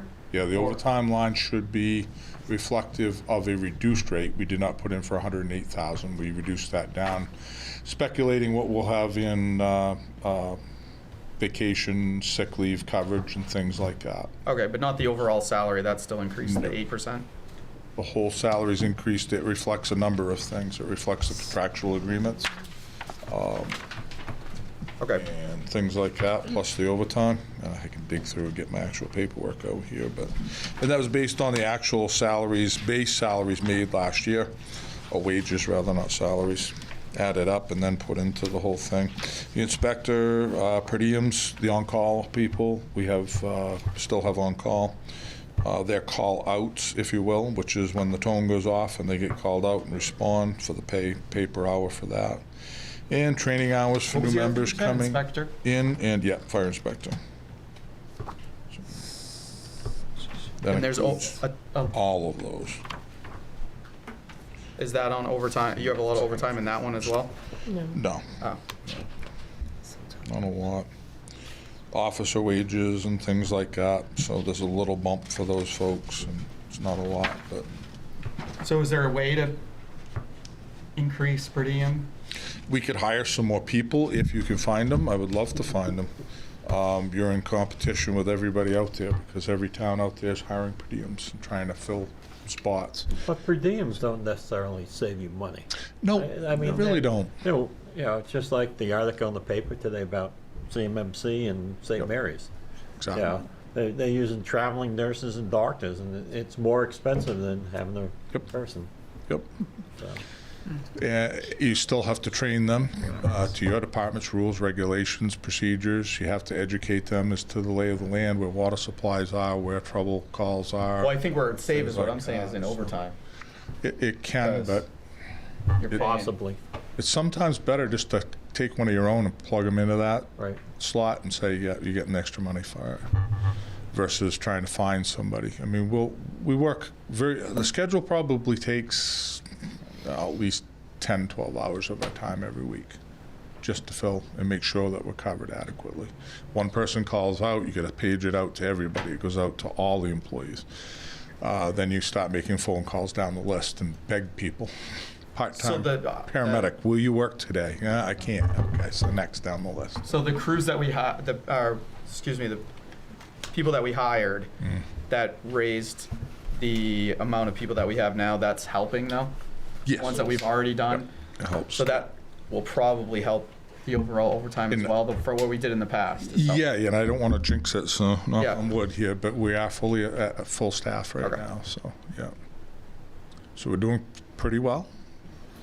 Not a lot of departments can say that, and for the last 2 years, we haven't been able to say that, but we're there. Thank goodness. Chief, without getting into some names, you also had a couple of members that we trained and have been really good for 10 or 15 years that were getting per diem work elsewhere. Oh, yeah, yeah. Did they come back, or, I mean, did we bring the pay up enough to bring them back, or is it just we can't even compete, so we don't bother? Partly both, yes. I think part of it's just a change in venue, kind of is something that a person may need. We brought the payroll up, and that didn't really help in a lot of cases. And then others, it did, and it helped. We did bring, like, for example, part-time paramedics. We went up, what, $28 to 30, because that's the going rate. We didn't hit anybody at 30, but we're at the 28 mark. And it helped with a couple people. It didn't help with others. They just, yeah. I'll come out if I want to, when I want to. That's rare. So I understand. You get to that point where you burn out and things like that happen to you, so. Okay. Okay. I think we're all set. Thank you, Bruce. Okay. Technology. It's on the screen. He's in the minus.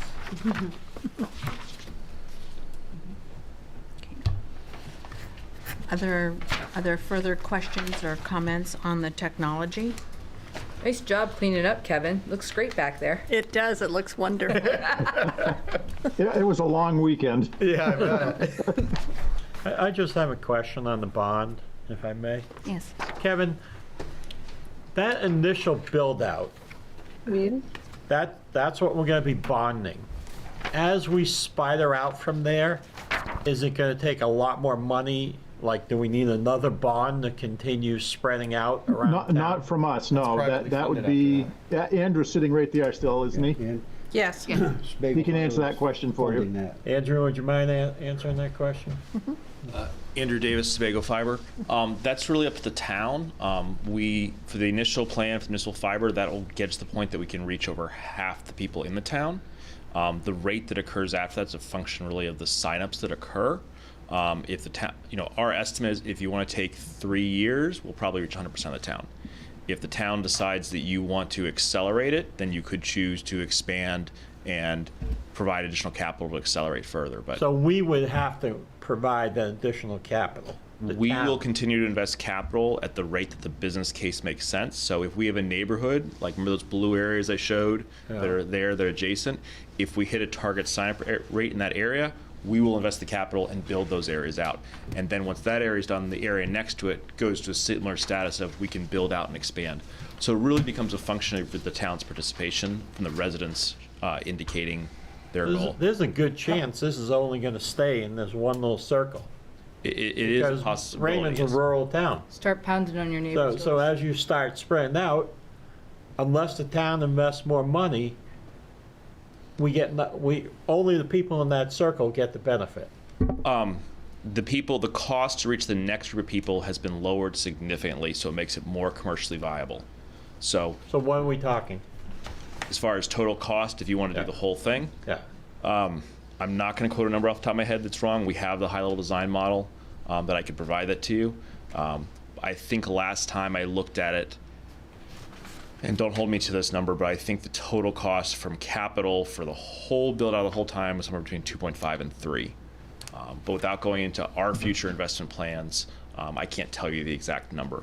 No, The thing I can share with you is that Sebago Fiber was awarded a grant for $3.2 million from the Maine Connectivity Authority last week to build out the towns of Sebago and Baldwin. Wow. So we will be building that out completely, and then we will continue to edge out from there. But Raymond's never we're going not to in- we're qualify. not gonna You're not in that, but it just shows that from a point of view of we will be continuing to reinvest our revenue from that project in the Sebago Lake region to continue to grow. How does that work is it like a month, like if all these people say there's, I don't know, whatever, just for round numbers, 200 people on a stretch that all sign up and there's 250 homes with 200 of them.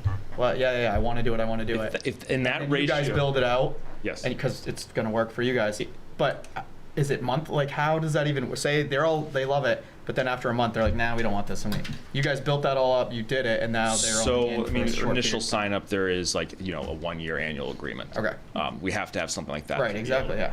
But in a scenario you just said if there's 250 homes and 200 of them signed out, that's great. Yeah. A good take rate is, in the industry, an excellent take rate is 40%. Yeah. Our business case in the grant area with the grant was 21 to 22%. Without the grant in your dense areas, we're at a 25% to 30%. In areas that are extremely rural, that there is no additional town funds to reach it, it may be a higher 30 to 35%. Okay. And we don't have enough data in some of those pockets. Up on the lake to the north, Crescent Lake, there's a side of that lake that's on track to have a huge amount of signups. But to get there, we've got to pass through some less dense areas and then pass through Casco and come back around. So it's really, I would suspect that after build the first part, what we've seen is the positive feedback then spreads to the next neighbors. We get the higher signups to continue. We did 1.4 miles in Fry Island, and in 18 months later, we finished the whole 96% of the island. Yeah. So it spreads pretty quickly at that point. So I think to your point, maybe get feedback, and this discussion would be more worthwhile to have next year after a first phase is built, and then the town can have more data and make a better decision. I mean, my concern is you're going to have every taxpayer in Raymond paying for this fiber, but only a quarter of them will actually be able to use it. To be clear, the proposal that we provided is provide the town municipal fiber between the town's buildings, so all the town buildings are getting that. It is a nice side effect that those areas that are nearby, we will invest capital to go by the residences. So from point of view of the contract that we're doing with you, it is specifically to deliver the town an IRU on that fiber for 20 and then renewed to the 40 years to provide the town services that has significant return on investment compared to continuing to pay Spectrum for a very high cost to your current facilities. So We had that, right? What's the payoff for that? How many years? it's on one of your I think I slides. figured it out. It was 7, was it? Kathy, if you don't mind, right here. Annual Slide 2, you're achieving an annual savings around $24,780 per year, so depending on the time period you choose to bond it or how you could do that analysis. And that's based on reducing the spend on the cable modems and the existing fiber from Spectrum that connects your two town buildings. Yeah. And that's still with Kevin choosing to get 2 redundant 1 gigabit EDIA circuits from us or another company at market rates. So.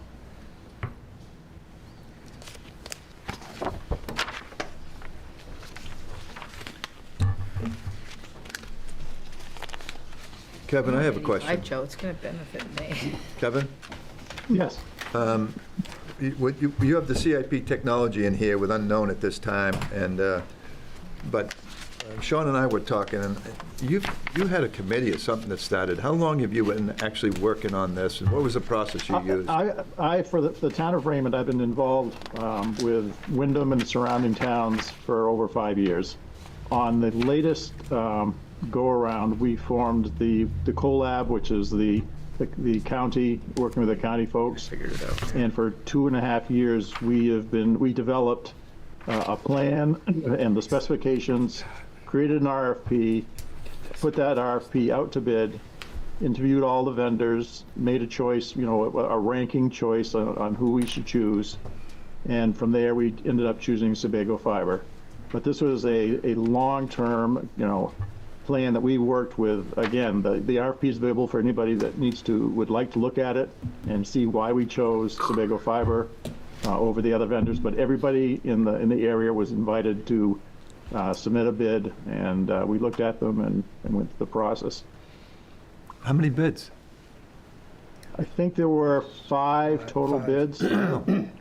Wow. And yeah, That's impressive. 5 and 1 non-responsive bid. I did calculate it out when we had that. It was 27 if we didn't do the loop to the public safety, the Valley Road tower, and 33 if it was the entire town. The savings versus the payout of the entire project. yeah. Rolf, I didn't mention, but Rolf was on that committee, and he's been involved the entire time also. A lot of meetings.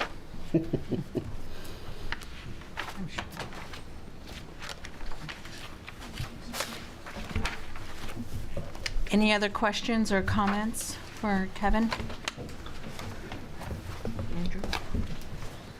Okay, thank you both. Thank you, Kevin. Thank you, Andrew. Next on the agenda is administration, compensation, and training.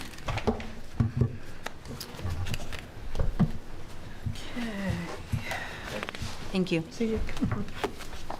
So, you had an updated handout for administration, and the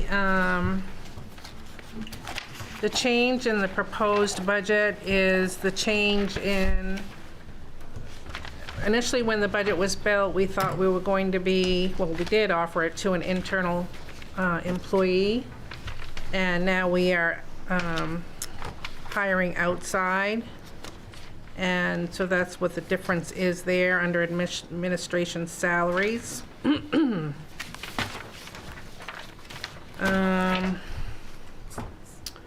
I increased the rescue billing because it's 8% of the projected revenue, since we upped that. Thus the 8% return to the company goes up. Those were basically the two changes as far as that was concerned. I will mention, because I failed to mention at the time that I was presenting this, the ClearGov budgeting software. This is the second year that we've used it. It's $8,700 a year, and it's just not, we don't get our money's worth. And I needed to go through 2 budget cycles to really make that determination, so we'll be canceling that contract. So that is not included in this budget. We are switching to a different payroll vendor, hopefully in the next couple weeks, which will save us, a little bit of money. Not a lot, but it'll be saving us a little bit of money. When you cancel that program, though, are you replacing it with something, or you're No. just going back to the one you had? No, we'll just, either use the Trio budgeting piece of it, or, the spreadsheets. We thought that it might, they have different modules, and we just wanted to start with that one and see what it could do for us. I mean, it was a good, initial reaction to it, but after using it and after knowing what it requires to keep it updated and the extra work, Makes sense. and then relying on their turnaround time to get the updated information back to us.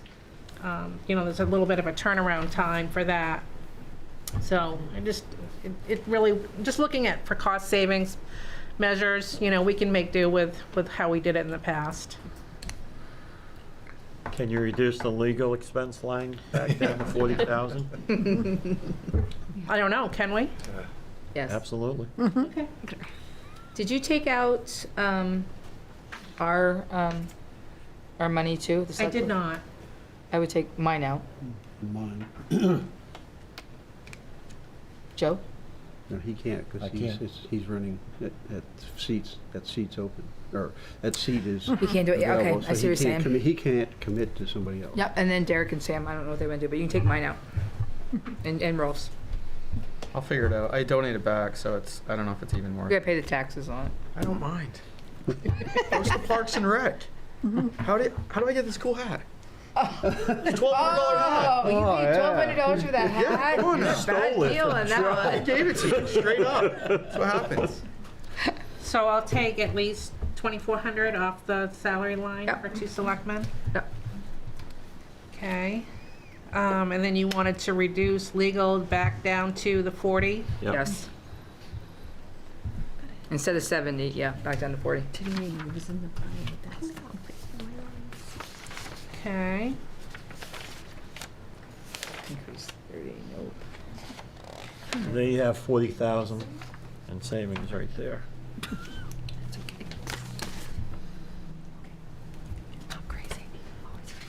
What did you say? 40,000 between the software, the legal, and the selectmen. Well, the software had already backed out when I proposed. you already took I had it already out. taken it out. Okay. I just didn't mention it. All right, 32.4. Yeah. 32.4? Yep. Oh, what's 32.4? 30,000 in legal, 2,400 in so- selectmen. Right. Oh, yeah, there you go. I haven't had dinner yet. Slow brain. Any other questions on the administration budget? Or any changes that you'd like to make?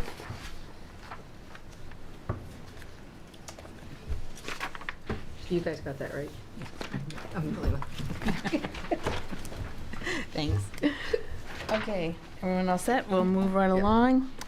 General assistance. What about Comp and training. comp and training?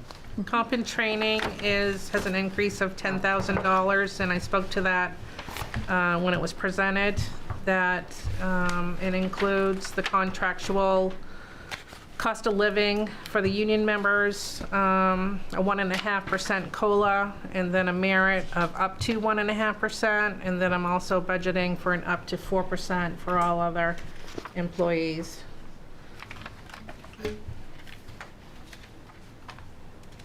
So repeat that again?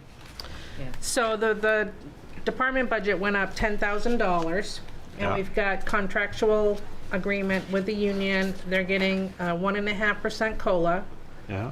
up to 1.5% merit, and all other employees up to a 4%. Up to. Up to, yes, based on their performance evaluation.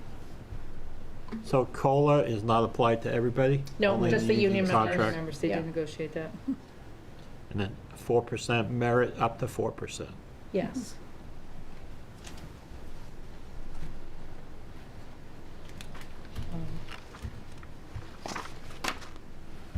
So the first two cover the union, the four does not.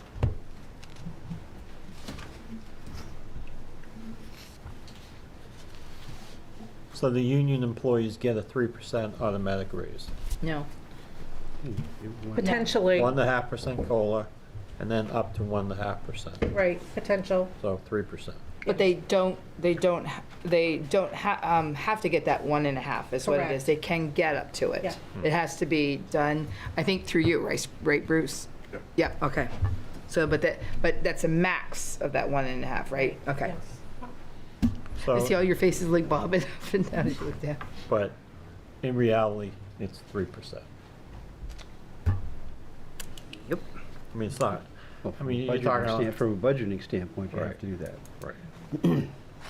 Yes. So up to merit on the 4, okay. Why is the travel and the training taken out? Because each department has their own travel training line. It's all been moved. Okay, thanks. We did that last year. Hmm. Didn't feel we needed to duplicate, really.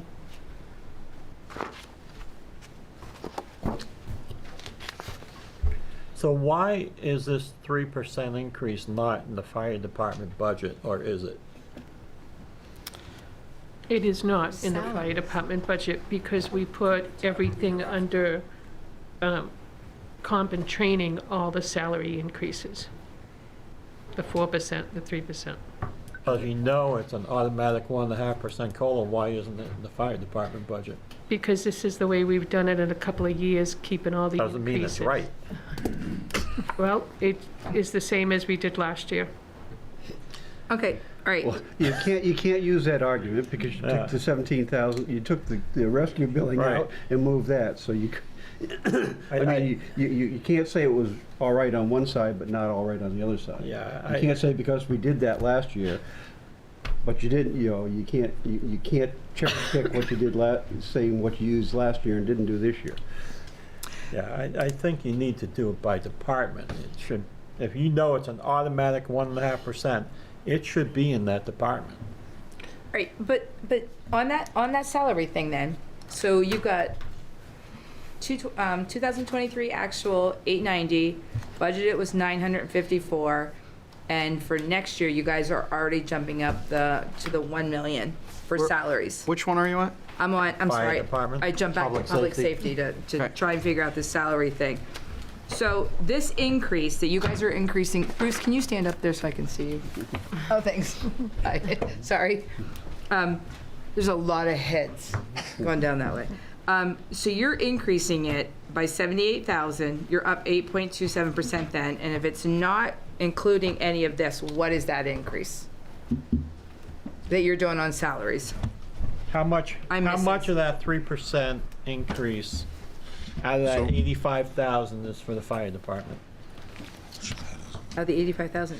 I would have to dig for a few minutes here to find. So the other, I think, is another piece of this that maybe trying to wrap our heads around. So when we add our salaries up, we include what was given last year for wages in this current merit. year's, the merit, right? Because if I don't have it in last year and it comes from this merit pool, let's say, a different pot of money, if you will, it doesn't come out of our budget. So then all of a sudden we're impacted by that for this coming year, so I have to add what they got into it. And then they get another pot increase, if you will, out of that merit line, just how it's been done. So I Right, think so it's you're 3 saying- years So you're now, saying they could get so. 7%? No, but they've No. already gotten, so I get a raise for 3%, comes out of this line, and next year, when we change the year over, I'm paying that person that same amount. Okay, say I'm getting $15 and I was getting 14, I got a dollar raise. I've got to carry that next year as soon as July 1. So now my budget goes to 15 for that employee. And then they're up for another raise for that year. So if Which that's comes out of this 3%, other line? cuts out of that line. That's not how it should be done. Is that because it's annual, Bruce, chief? Yeah. So you go Because it's January to annual. January and No, overlap? no, sorry, no, it's July 1, not June 1, July 1. Oh, so it's right with our budget, okay. That is But I not think- the way it should be. I think part of the difference, though, is that you personally, just to use you as Exhibit A, you aren't part of that contract that would get the Correct. automatic I'm 1.5%. What Joe, I believe, is saying is the automatic 1.5% is a known amount. It should be budgeted, should be part of your budget, Right. not part I of can add that in. It would just COLA be, we'd part have of to it. add that part in. Well, what and should carry it that happen way. is you subtract it out of this salary line and put it in your budget. Yeah, yeah, And every anything that's a department known should be- amount that isn't going to Yeah. change should be in your budget, not. You in shouldn't have merit. some line that merit says is based- salaries and compensation. It should be in every department budget, So you want the 4% estimate in every in budget? every department budget. 4%? No. Up to 4% Yeah. for the other. So we won't have a merit pool any longer?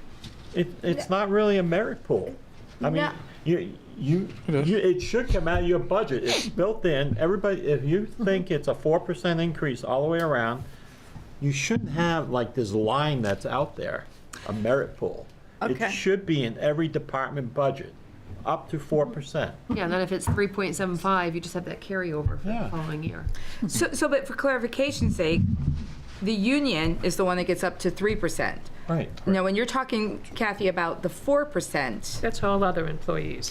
but you don't have any other full-time employees, would, With the fire department? Yeah, that, Yeah, the up to You 4 have would the cover, chiefs. I'm sorry, I didn't hear you. What? that would cover myself. Yes, you deputy, too. and, Yes. yeah, fire inspector and stuff like that. Yeah, that's what. Okay, no, I was just trying to figure out who that covered, that. what I'd like to know is how it even works. Do you have to go to the town manager and say, here's the evaluations for these 3 people, and the merit is here, and she or he gets to decide whether it's reasonable? Is that why it's over there? Is there a layer of town Right, there was that protection? other layer where finance So the and politics management comes would out sit of it, and together. you would have some say. Yes. Yes. That's probably why they went in there. Whether it stays or not is a different story. I was trying to figure out what it was doing. That was. I don't get why they would do it.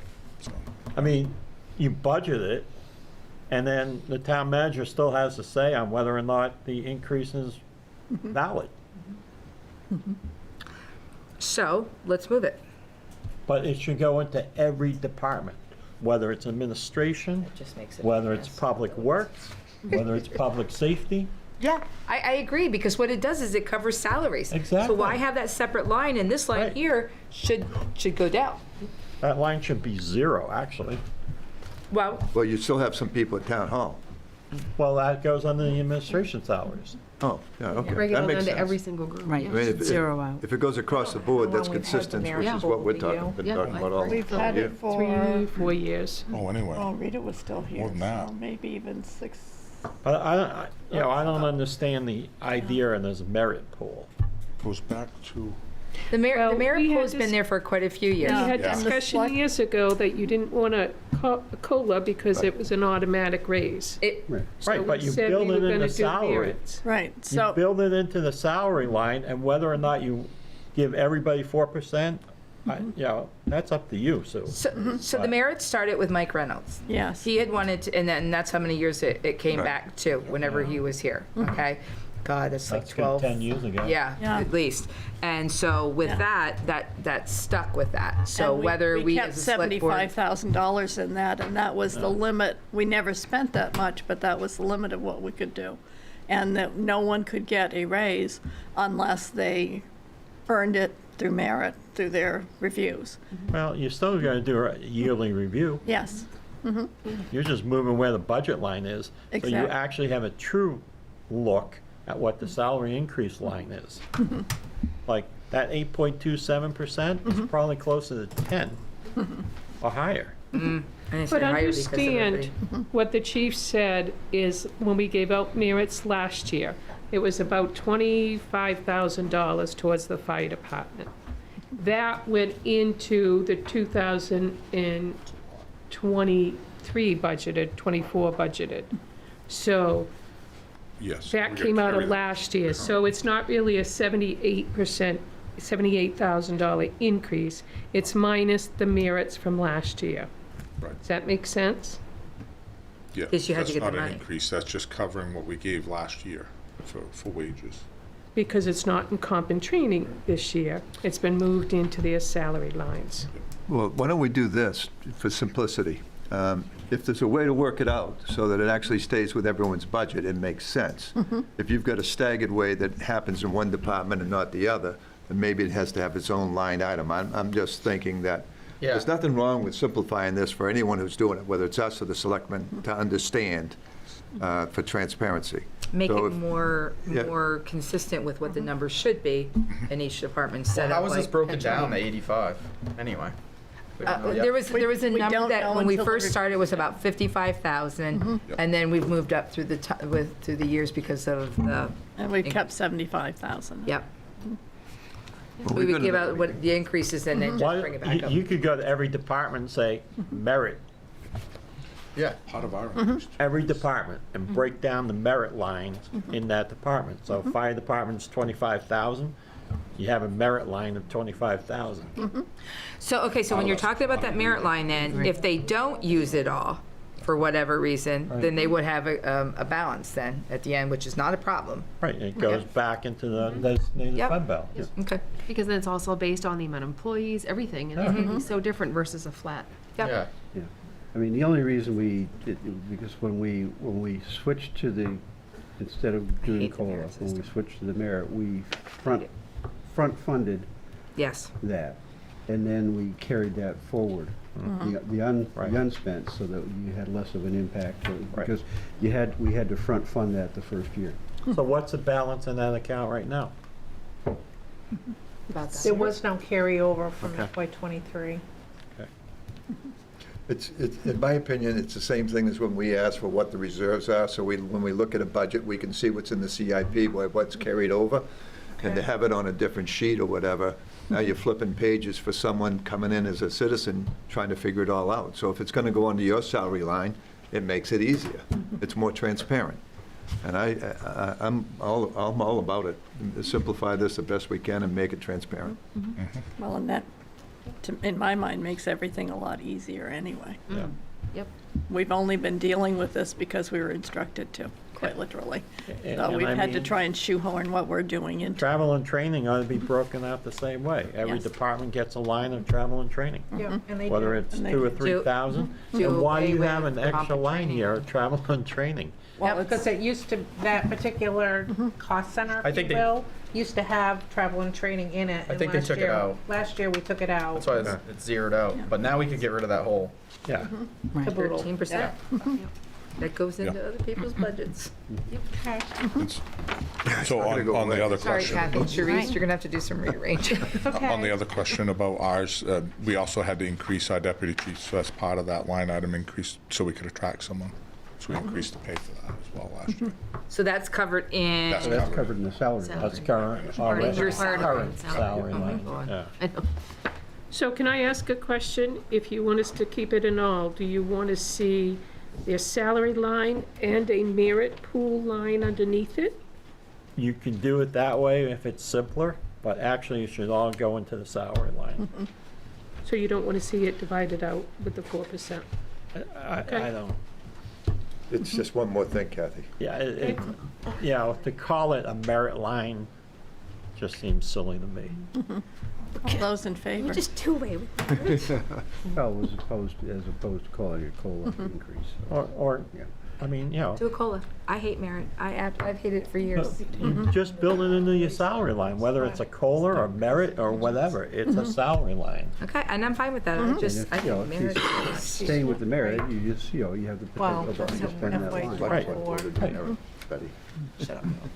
All right. Are we all set with compensation and training? No, I don't. All right, moving on. General assistance, right?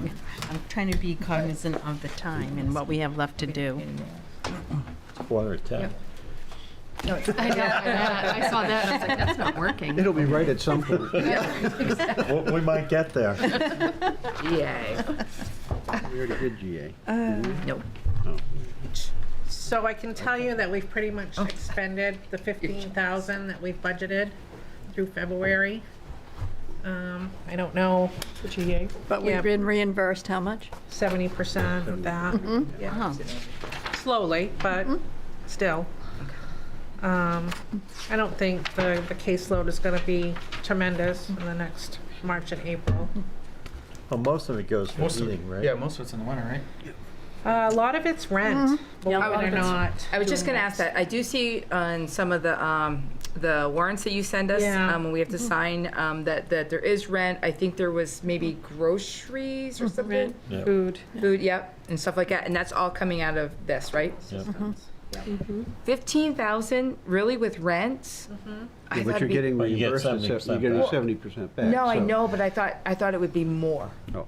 Yes, I thought it'd be more because rent is not, yeah, okay. Well, it is in other towns. Oh, yeah. Okay. Yeah, but we are starting to see where, for instance, Jenny is dealing with someone that is being sent up here from South Portland because South Portland had nowhere to house them. So we're starting to get people coming up farther that have been dropped off in the cities. Wow. What do you mean dropped off? Or were in that situation in the cities. Oh, I thought you meant they were legit busing them and dropping them off. Well, Yeah. The kid was Hasn't living come in a this far tent. up yet. That's We did have a family from Ukraine that got moved to Raymond last year. Yeah. They have since left, but They moved from where? Ukraine. But you also have a transient population that stays in some of the places in Raymond. Yes. No, I just thought it'd be more money because, this rent's high. And you said you're almost at that point right now? Yeah, after February, yeah. So do you think the 15,000 is enough? Yeah, because we do have the community assistance fund as well. Okay. And we do get reimbursed 70% from this state. And next year, you'll see the reimbursement here with this projected, so. There's some really nice people in town that donate, like, food cards, grocery cards, money, and everything to that community, which is really nice. Hannaford gift cards. Yeah, Yeah, we have some very, very generous folks in Raymond. great. Mm-hmm. All right. Good to know. This is nothing. Yeah. Okay. 8,000. Town insurances?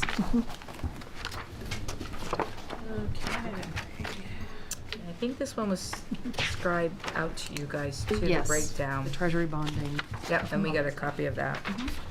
Get a new sheet. Yeah, I just increased the workers' compensation just slightly to reflect the new salary for the new town clerk coming on board in April. Yes, they hired a clerk. Yay, woo, happy dance. So that $77,000 increase in the retirement line is moving all the employee, well, whoever wants to move to PERS. Are we on insurances or employee benefits? Or both? insurance. Insurances. On the retirement? Okay, that's under employee That's benefits. employee benefits. Oh, Yeah. oh, where am I looking at? Well, it's in here. it's Oh, there we are. Sorry. Benefits, insurances. So say your question again, Joe, I'm sorry. No, I was looking under the employee benefit. line. Yeah, so what was your question again? The 77,000 increase in retirement is the PERS. Actually, you have an updated sheet that This was one? given tonight. It's actually, It's in that stack right there, yep. I fine-tuned it, and it's a close to 62% increase, 62,000. 62,000. I think you were at 43 before. Yep. Yeah. So that means we can save 16,000 in that line, correct? How do you get in 16,000? This is. Because the increase is 76,844. Retired. Picked up here. Following him. Where? Well, this figure here includes that. So you went. It's got 241. Handout. We're at 257. Is the proposal. In the retirement. 242. Yeah. Right. Yeah. So you could save Right. 15,000. Yeah, okay, yeah. So that's another reduction of 15,000, right? So are you on insurances, or did you go to? He's on No, I'm employee on benefits. retirement. He's on employee benefits, retirement. So I fine-tuned it and brought it down to 242,000. One of the changes being is that we have 5 employees that gets a little extra contribution to their ICMA. $92.80 per pay period, and there's 5 employees. And so prorating the main PERS and prorating the ICMA, there was about a $10,000 difference there, which I didn't factor in the first time. Social Security went up a little bit, a couple $1,000s there. The health insurance is probably the big one, adding another employee where we are not promoting internally, but hiring an additional person. We're gonna have to hire. So Which one? The health insurance, No, which employee? the town clerk. Staff, You what? Initially, when this budget was, We thought we would Prepared. be hiring from within, and we didn't. Oh, okay. So you're adding to the head count. yes. But you were gonna promote inside. Right. But you still had to backfill those positions, right? Yeah. But isn't someone falling off? So something's not making total sense to you, you know. So I understand, you know, the original budget contemplated that you were gonna promote it internally. And, you know, that didn't happen, that's fine. Insurance. But if I'm following what you're saying, then you weren't gonna backfill that position for the people that moved up. Gotcha. Eventually, yeah, that would, So then it would've had to been in there anyway. It may have been at a lower figure. right, probably not right from the get-go. If that person had taken the position, then, yeah. It was at a lesser salary if we Right. promoted from within. So what you should see is just that delta between that and this, not. Right. Because you should have already contemplated for that. Right. It's now they have that one extra person. Your head count should have been the same. That's what you say. Yeah. But she had 34 on here, and now we have 35, so is that? Then there would be a difference Hired from. Yeah. between what that internal employee had for insurance Right. and what Of the year. I believe this hire is going to have. Right. So there'll be a little bit of difference there. But I see what you're saying, Ron.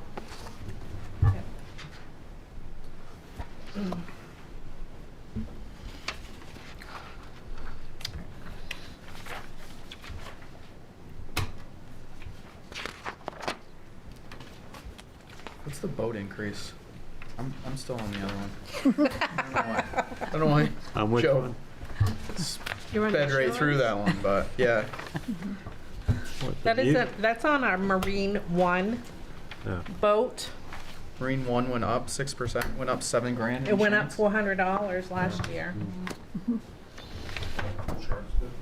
The insurance, yeah, the insurance went up. Insurance? I don't know how much we use it. Do we use it quite a bit? Well, We have Cumberland two boats County or one? Sheriff uses it. Depends on the year. We have 2 I boats or think it one? was the. We have have that, two. we have an Amber, and we have a 94 Lund. Didn't we talk Boat. about paying for part of They're all in the They water? give us something. No. Does the county Marine sheriff one is the reimburse only us one at in all the water, for 100. using the boat? I don't know if we just give Do we let the county sheriff use it out of the goodness of our heart, or do they pay us for that? No, last year, I believe it was last year. 10,000. Yeah, like $10,000 Yeah. towards the That boat. was- They don't do it every year, but they do contribute. They contributed to the motors too. It So might- why did it increase? Because of the new motors? Is that why? The insurance, I'm not 100% sure. The liability. So it isn't, we didn't have an accident or anything? No accidents. But it's Probably because we put new motors on it. That's that what I'm it's saying. It's up got, Maybe. it doesn't just have, like, Probably that's a more- big increase. more $7,000 horsepower? increase No, has no, to no, be a no, it's not a reason. $7,000 increase, that's the total. The Oh, repowering. okay. Yeah, 400. Okay. It wasn't It was that. $400. Four. Yeah, it was 2 Okay. years ago. So the 6811 is the total insurance on all. Okay. Projected. Gotcha. All right. I thought that's what increased. I'm like, No, something. no, no, Probably no, no. wanna write- God. I'm sorry. Probably want to write to the sheriff to see if we can get a contribution towards the boat. Last year, keep in mind, because they are short-staffed, they did not go out on the boat and they do 10 days most summers. The last 2 summers, they haven't used it at all because the sheriff says if I can't fill my routes on the road, I'm not going to fill them on the boat. And when they go on the boat, it's all overtime. No, it's still worth asking for So, money. so if he's not using it, he hasn't been contributing? He did contribute last year because we told him they had to, basically. Okay. I mean, they do use it.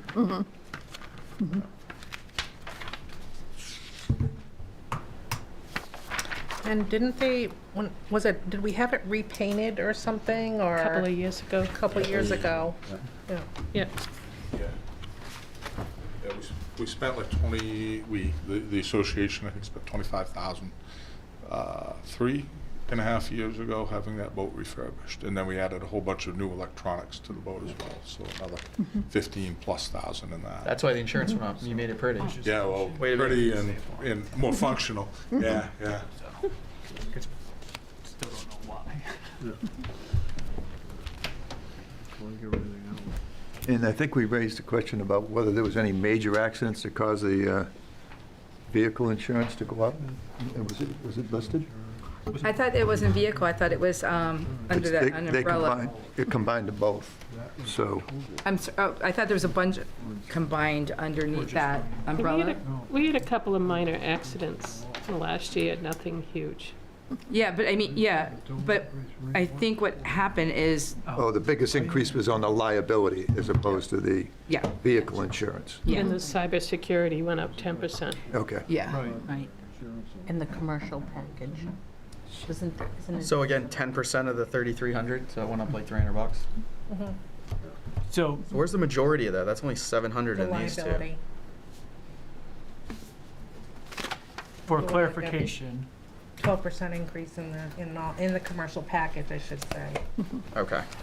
for clarifications, this was set to the Budget Finance Committee, said 6,811 is the projected cost for Marine One for liability, a 6% increase. But you're saying that the motor was 400, you said something about a motor. We replaced the 2 motors so they're bigger, faster speed. So that's probably part of the increase. But it's not a $6,800 increase, it was a More like around $400. $400. That's what the total on the boat is. 6,811 is their total we pay. Premium. Okay, so, all right, because the way this spells it out says 6,811 is the projected cost for Marine One liability. It's- Yeah, it's Yes. the total cost, not the That's projected the cost. increase. Yep. But that I'm assuming is for all 3 boats anyway. That number? No, that's just Marine One. That's just Marine One? Yeah, the other 2 are on the inland marine under the package. Even the 3 agents. I don't know how much use they get, but Health insurance, she says it was under 3 agencies. That doesn't make sense. She can explain that. because with everything going on in the country, material costs are just astronomical. I would say that the majority of our claims have been property damage. We had the dugouts, we had mold mediation down at the fire station. They were minor things. I don't think, I can get a copy of our loss run history, but this past year was not huge at all. They didn't cover the mold either. They didn't cover the what? Mold. No, because it was so close to the deductible, it didn't make any sense to claim Right. for. And I did have our insurance agent not this year, but a year ago, to see about, would it make any difference to increase the deductible? And it really doesn't. Same thing on workers' comp. If we were to increase the deductible on that, it really doesn't save you any money to speak of. Unless it's a major deductible. Right. That's a total increase then, right? To this? That full number, 2185? That's the cost of the surety bonds. That's the cost of it. And where is that going in on that number? It goes into just the total budget. It's not into the increase though? No, I didn't put any increase in that. The surety bonds are on you and Kathy and Sue and So they anybody who are handles the- money, right? Before, yeah. So that should probably go under the administration line, Nathan handles money. Doesn't- you know, if you want to keep it by department. Yeah, but he just said the way he handles money. Should Nathan's be under Public Works? Nathan's portion of that? I think so. I think you need to know what every department is really costing. you. Yes. The way you have it right now, you're trying to piece it all.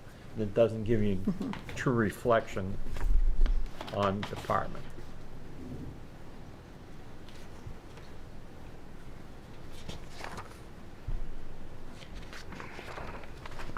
I mean, And I think his is all of $100. Oh, he's Nathan's? cheap. Nathan's, yeah, so you saying break these out too? These? surety bonds. No, I know, but I'm talking about the whole entire thing. Breaking those out and putting them in there. Should there be an insurance line in public safety? I mean, because I can't really figure this. That's the way we do it. You Yeah. break it down by department. You know what your health insurance line is going to be under administration, and you put that in there. What's the 'Cause this is all retirement jumbled cost? in as well. Because I'm you know assuming. what each department is costing. Cyber would be Exactly. tech. Yep. Boats is I mean, public safety. Yeah. We've always had it like this, we really have, but we can redo everything, so it is easier for us. It is. It's way easier to read. Cybersecurity 33, and that's an increase. It's put it in tech. This other one with the boats goes because I'm. You wanted to Should flip see through, the I chicken flipped through scratch all I that have in stuff. here trying to figure this out. Yeah. Well, I'm and a it rookie, kind of, but whatever. I mean, it kind of breaks easier. down to what departments are really coming up in increase. Not that they can control like the insurance and stuff like that. Yeah, you're not going to control that, but at least it's easier to figure out where. At least you know what what this each number is. department's actually costing. Yep. Exactly. So to do that, we have a blanket limit on our building and contents, as well as, the automobiles are all combined as one. I know what business auto premium costs, but it's not broken out with all the different vehicles. It's not separated by vehicle. Put it under admin, maybe? But I could do a proration, based Yeah. on, Like code enforcement has 2 vehicles, right? right, yeah. Do a percentage of but- it? yeah. Okay. But code's under Nathan's, right? No. No, Code has goes under, code's under code. I know, Nathan's sitting there saying, shut up, Teresa, shut up, sit down and be quiet. Did you buy anything, Nathan? Was there a John Deere tractor added this past year? We've had that 3 years. Okay. I was trying to think of any big additions. I don't think our fleet has changed. I think some of it's been the increase in value of them. We added the new animal control car, my pickup, that was an ad. So But not probably- huge, not huge no. increases in value. I did up the blanket limit because I thought it was pretty low. Where does the animal control car go? Under whose budget? The maintenance comes out of my department. Purchase of it comes out of my department, but it's a third. It's divided up between the other 2 towns. All right. Okay, for comparison. Then when you look at the next. Nathan, I didn't quite catch that. You said that for maintenance, it's 100% of that on us? A because it's third. vehicle? We divide it up by the 3 towns. Thank you. But we But just she did has one here. there's a vehicle maintenance For animal control? line item for animal Yeah. control. So it shouldn't. It's Yeah. not under your budget, right? Well, we do the maintenance. You do the yeah, work, Yeah, but the it's- cost comes I got out of you. that, I'm Yeah, sorry. that's That good. would be our share. Right, perfect. Okay. It is that cost. And where would that be listed in revenues under Public Works if they're billing out for the maintenance for the car? Just to offset, no, it would be a credit to their, If we Equipment- purchase parts, we equipment don't bill out, maintenance. we bill out the labor. like tires. you Yeah. Put on new Parts. tires one time, brakes. Routine maintenance. Oil changes. But that falls under the the animal control, because it's under that budget. It just, the maintenance is part of that. Breaks even. Right, but if he bills Casco or whatever, I was just wondering if the revenues come back, or would they take it off what we owe them? If there's billing going on, that's revenues to another town. It's not enough revenues though, is it? I think it kind of like maybe breaks even, maybe? Yeah, it's not huge. Yeah. So if you're putting on new tires, you're gonna build them a thing, but what is it? Maybe $1,200 or whatever. I'd have to go back and check, Dennis, honestly, because we haven't done anything this fiscal year. It's probably We been a... just had the car in, well, I'd say just probably a month ago. So if I credited his equipment maintenance expense for when the monies came in from Casco and Naples, or if I recorded it as a revenue to Public Works revenue, I'd have to go back and check. It's not huge dollars. Right. But it's a little something when we do. I'm sure if it's an engine, it'd probably be Yeah, major definitely cost, more. But I was just trying to figure out if it's being billed and the money's coming back, where So would we like, find it? example, the purchase of the, what is it, a 2019? 2019 Ford Explorer came out of his CIP equipment line. So we got a small trade, or we sold it. We got a little bit of money back, so I put that back into a CIP maintenance. So that kind of stuff went through CIP.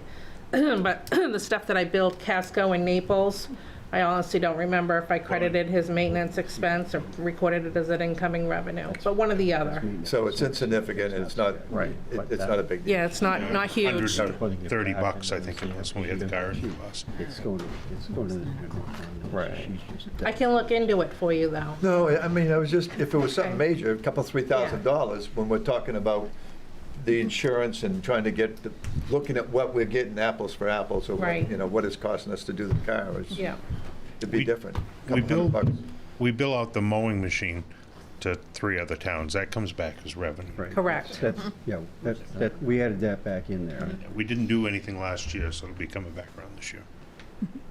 That we added as public service revenue. That's in that we, that 15K is back in there as a revenue line. Okay. Have we covered the employee benefits? Is everyone comfortable with that? Or is there any other discussion? Well, I'd like an explanation on the health insurance.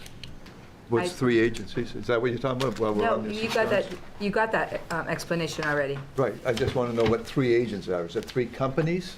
When it goes out to bid, every year, you look at 3 agents? That's what you said? You look Agencies? You look at all the carriers. All the carriers. It's not agencies, it's carriers.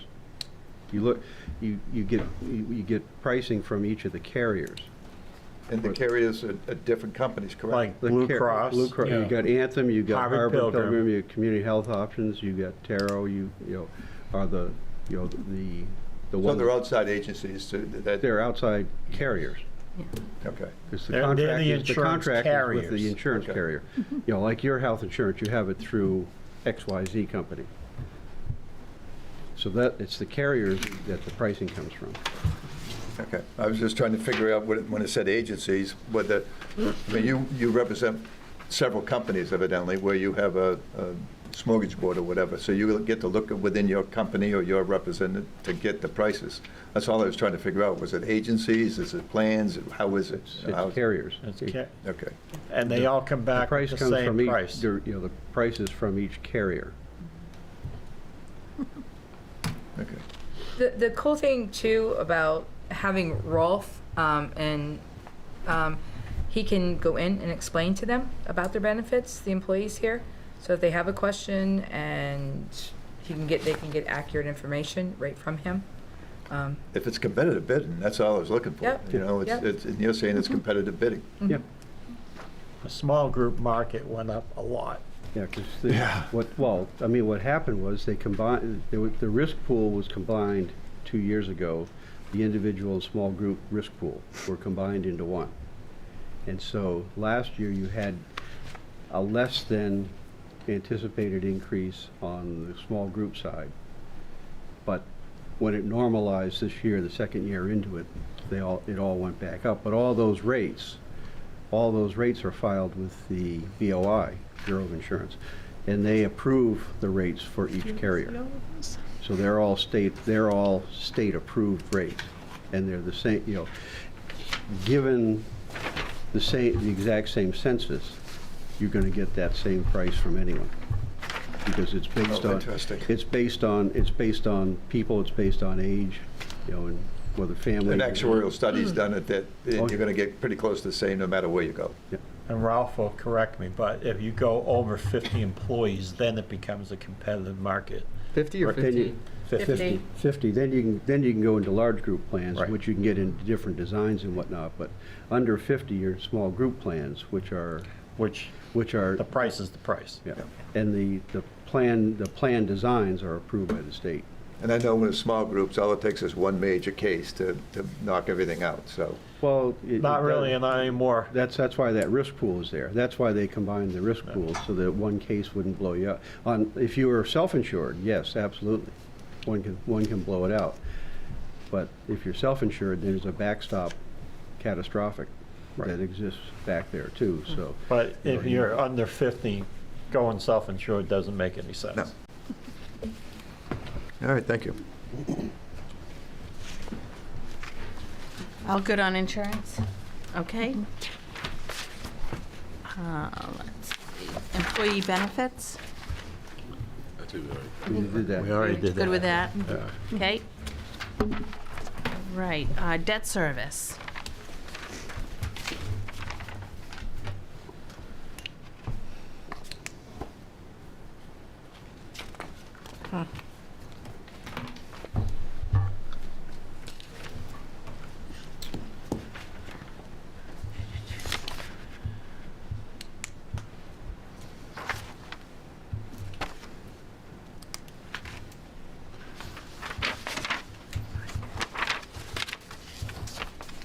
So 4 of those are coming off for next year. Principal interest, yeah.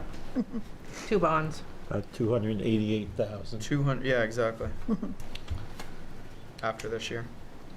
Yep. 288. That's nice. What were those for? So that last bond will be pretty much covered that we did last year. That was 276 last year for the recreation and. Yeah, That's the 230. top, yeah. So Yeah. one of those bonds, 230. so everyone knows, because I think that was also one of the questions, I don't know, was it one of the questions you wanted to know, the think so. bonds, what they were for? Yes. Even though they're expiring next year? Yeah. I think one was something to do with a fire apparatus. This big one? Yeah. And the road Engine construction was the rebuild big and one. road Road construction. Road construction was the 200,000. And then the sand salt building Fire was truck 2013. part of the small one. Thank This you. was Yeah. this Yeah, it was the the salt old- building. The 2013 was And roads. an engine rebuild on one of the fire departments. Oh, this one. Okay. Any more discussion or questions? Not just about debt service. I know, I think it was 2022 in one of our meetings that, I think it was 2022, that Nathan, when he was talking about putting money aside for, shoot, not that one. Putting money aside for the building, also talked about putting money aside for the school, too. It was 2022, I believe it was. I don't believe we did it, though. No. No, we never did. So is that something that we're looking to do? Is that something, yeah, it was in the minutes. Absolutely something that we talked about. And I think it should be something that we consider. Oh, I'm sorry, I didn't catch what you said first, that you guys talked about? It's something that we had discussed at our, Oh, okay, because I know, like I said, I know it was in the 2022 minutes, because I was trying, and I went back and I started looking through this stuff, and I couldn't find, I have that somewhere, I just don't know where. It was a discussion item back a couple of years ago. Yeah. When it, and the theory was at that point it was far enough down the road that you really needed to get closer to the fact that we were going to get it, and then really come up with a plan on what you're gonna do with it, because otherwise, I mean, you could put some money aside for it, but Like, is can we it bond it? right or wrong? Until you know what you're gonna do, or have a better idea on what you're gonna do, it's a little hard to hang that. And then, I mean, it's gonna be enough that ultimately it's gonna be a bondable thing at that point anyway. But it's also too, we still have to wait for that final vote too. Yeah. Yep. You talking From Public the Works, right? No, we're talking Jordan Small. Yeah. Oh, yeah. Okay. So Sharice, this 276 we're paying here, the 230 and the 46 in interest, that's a 5-year bond. Correct. So that will be paid off in 2029 or 2030, It's a 5, right? Matures Which one's a- 29, 23. final payment, 11/1. Be FY '29. Yeah. Yeah. So if you go with the Public Works bond, and who knows what that number is, you will be paying off this, you'll have 2 big bonds paid off, and then the smaller one paid off by 2029. So you'll have about 3 years of double payments. 2 bond payments. 2 bond payments, We have, which will equal what we're paying right now. And that's not including if we did anything to the school, correct? Or are we still? That's not including That's the not school. included. At all? Right, okay. It's too early for the school. so you're talking, the The bonds school you're is- talking about is the the new town building building's and the fiber, 27. correct? Um, I haven't included the fiber, but you can. Okay, so you're talking, but You'll one- probably have 2 It's not- separate it's not bonds, like one next for week, no. fiber and one for the town public works building. Yes, okay. And if I can ask, so that would be on the warrant as 2 separate.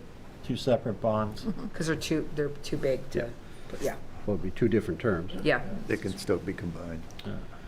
Well, just because Yeah, but we if you splashed it. combined them, then you'd have to put them into the bigger bond, but Right. if you do it, Right. you really, because one's small enough, you'd only want a 5-year on that anyway. Oh, as opposed to putting, then they'd be both out quite a ways. Okay.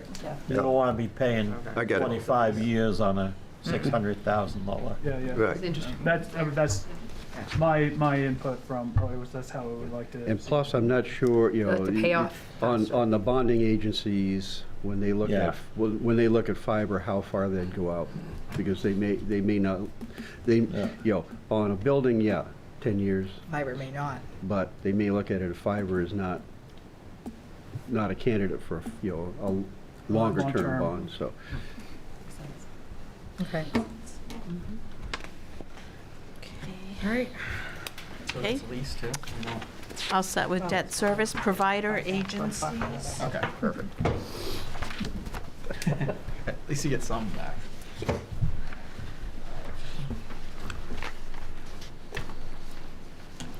Where do we have the discretion of Sue, her money?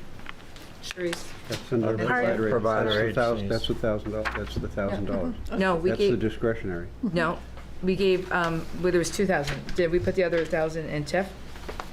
Because I You might remember, have, I don't know. I thought it was No, we took 2,000. It we- was 2,000. Yeah, Well, the 1,000 that's there is the one that is controlled there. The other moved into the TIF, that was Right. that Right. was Raymond Rec, and Raymond Rec actually fell under the one budget, but some of the other things we had under there went into the TIF if they were. no, I know, but we had given the town manager 2,000 to use the discretion at.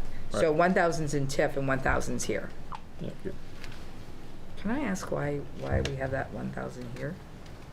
Because, Just to have it for provider well, agencies? because if it didn't fall under the approved TIF uses, you couldn't pay We under don't the have TIF. $1,000 on the TIF. So some of the provider agencies could fall under that, some Well, couldn't. it's Spiggley. No, I know. Historical Society. And if you pay out of the TIF something that's not allowed. We don't have the do not additional like that. You do not like They that? you get penalized. Well, that's, Okay, all right, Okay, yep.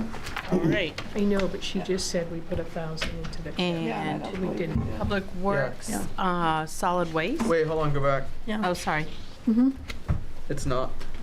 There's not not in the $1,000 for the town manager and the tip. There should be. There is. I don't recall it being any more than 1,000. No, the 1,000 was Manager what- for Sebago discretionary. The Lakes 2,000 is what Chamber. we allowed in provider agencies before, but 1,000 was discretionary. The other was Right. named. So the named went into the tip. No, well, That was Hawthorne House and things like that. no, he used it for other things. He did.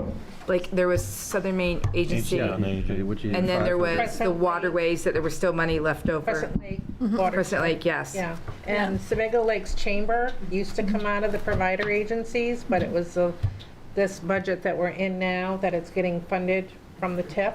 Yeah. And Raymond Rattlers was split between Raymond Recreation under the general fund and the other 1,000 in the TIF. Yep. I remember 2,000, or, yeah. I only remember I do, too. 1,000 for the town Yeah. manager. So right now, we don't, 1,000? we don't have Southern Maine Agency in the budget, nor Crescent Lake Watershed. No, because we put it at the discretion of, Right. here you So go. right now, they're not budgeted. And you guys have, couple years ago budget sitting there that we didn't put it in a TIF? So it would have been. There's 1,000 in provider agencies, but there's no designation. God, I remember more for some reason. Crescent Lake asked for 2,000, Southern In Maine 2023 is Agency. 25 grand, so. If you want, if you're looking back. What? Because But we moved him out. That to was the because we TIF. gave it to the Casco Historical Society. Oh, okay. Okay, all right. Relocate the building. We've kind of broken out everybody, that needs an ask usually, so if there's anything else, yeah. I think we need to have a conversation about who gets what. Yeah. You know, we had Crescent Lake, Southern Maine Agency. I mean, you know, there's got to be discussion. Okay, how much of it are you going to fund? Do you want me to add that to your selectmen's agenda? Yeah, I For think April? so. As going to be part of the warrant discussion. Okay, so for the 25th. Yeah. And who are you listing out, Joe? Southern Maine Agency on Aging, Yeah? and Crescent Lake Watershed people. Yeah, but Crescent Lake has their own thing now. They They got, what, 500 last year? Yeah, but no, Or is that- Russ Hutchinson came in and asked for more. 2,000, Yeah? For 2,000 this Right, year. but last year we gave them, what, 500? 500. Yeah, because he came in under the gun. Because they're doing the survey. So, and that wasn't, yeah, So, I mean, we're at like a $50,000 savings right now. Question is how much you want to put back for provider agencies. well, I'm just trying to think of who else there might be. Well, Southern Maine Agency on Aging, we haven't supported in a few years. Right. No, we they do gave the them, we Meals gave on them 500 last year. Did we give them I 5? wrote that down for some reason. Who was that? Meals on Wheels, They- is that part of the? I think That's they, part of Southern Maine. Perfect, excellent. yeah. I have other solicitations, but those are the agencies that we've typically given to. Like I have the Maine Public Television Broadcast, I Yeah, have that's why Lifeline. That went out. That went out. I got Through These Doors, Northern Light Health. I Yeah. save all the, I mean, they all ask, it was what, 10 years ago, we Yeah. stopped giving money Yeah. to provider agencies? Oh, gosh, it Then was we just- yeah. just started doing Yeah. it again, so. Yep. Okay. I was gonna say, one of the ones that you just listed, I used to do a lot with, and they changed over the director, and they never contacted me again after we gave thousands and thousands Yeah. of dollars. I'm like, hey. I think there was a couple agencies that we were checking on that were like, where does their money go? We were- Yes. Next. All right, we're on Okay, Public yeah. Works, Solid Waste, Yep. yes? Yes. do you want me to give you the whole list of solicitors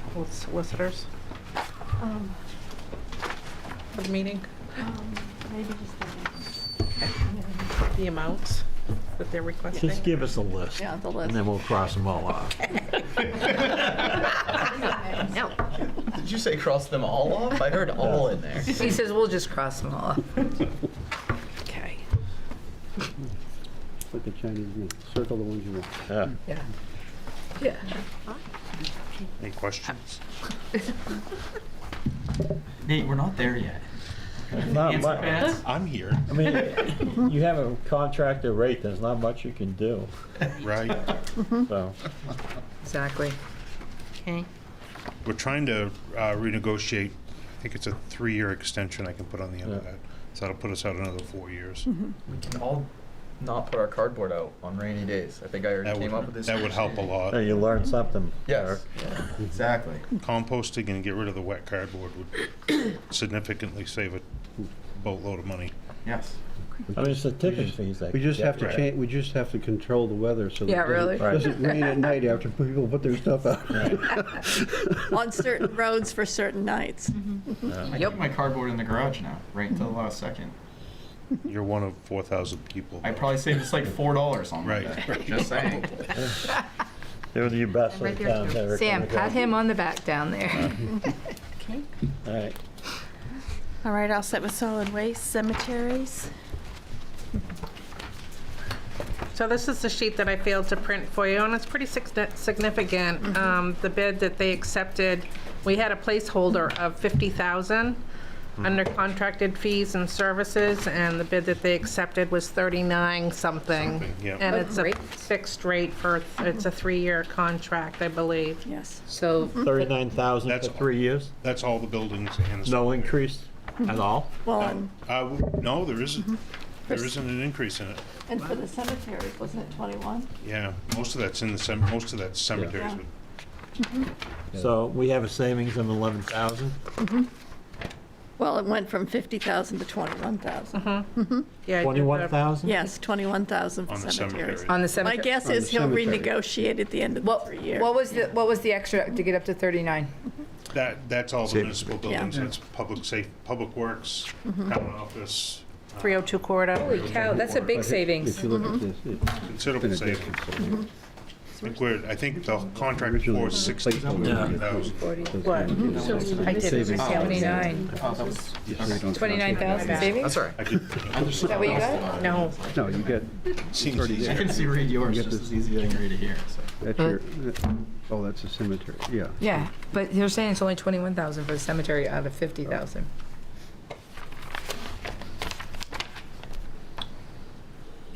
What is the 39,000 for 3 years? What does that cover? 39 covers Oh, the yeah, cemeteries, 26 is the municipal buildings, mowing plus and the 302 mowing of He's the, saying 21 is just for the cemeteries. Right, but it 302 was quarter. 39 of. yeah, the sidewalk area. Right, but But, in the yeah. contract under cemeteries, you're- It should You only don't be have the correct- 21. So you're going to change the name of that then?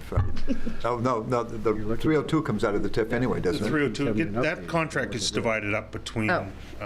Rack, did works, she update the numbers though? Rack, rack, for ball field, yeah. yeah, but rack, did you update ball the field, numbers? Town 302 buildings. quarter, and the cemeteries. So it's divided up into 4 separate items. So this And number town can't be buildings. right. Yeah. Yeah, I So think what the is town the buildings all 21,000 out of that town account. Number.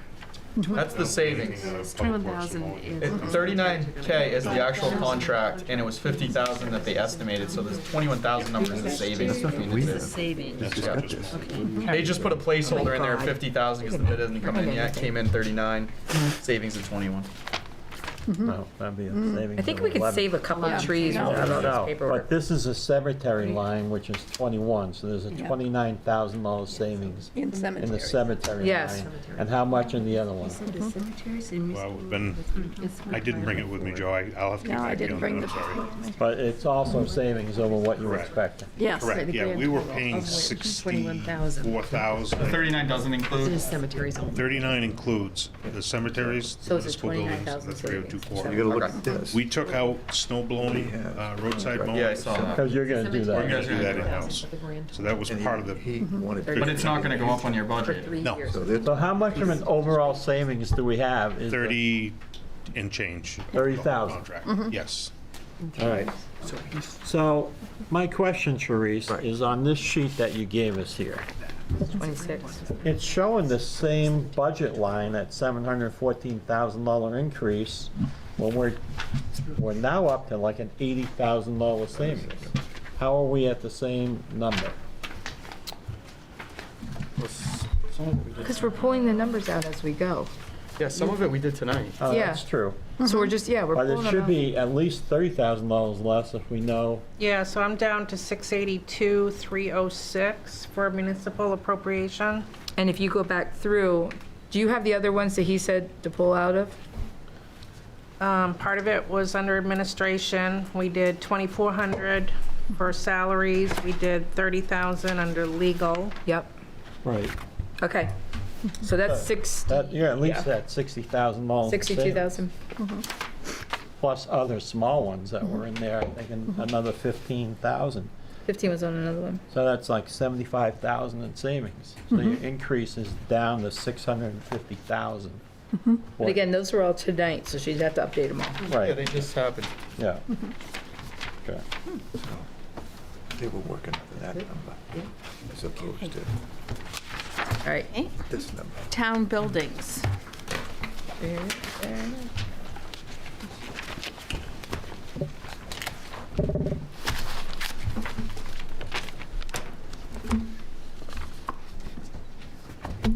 Town buildings have moved around a little bit. You've kind of combined them all. I think you took maintenance or something out of your budget and put it in here. That is correct. So, and everything but public safety?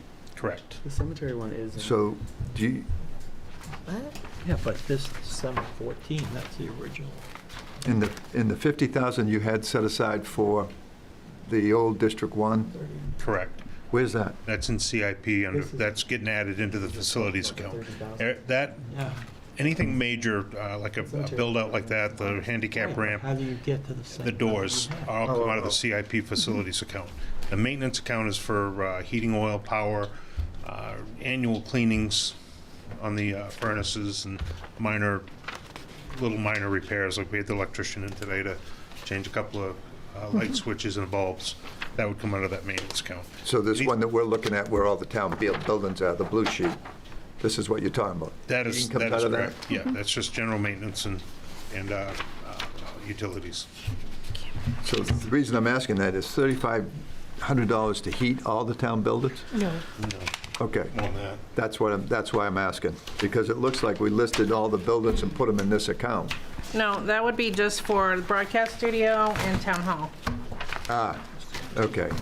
Because all the other Public- ones have their public- own line. Yeah. Well, that's Public what I Works was has The their way own. it's supposed to be. Yeah, like, well, when he's talking about all the buildings except public safety, that's why I was wondering how he could get all these lower prices here.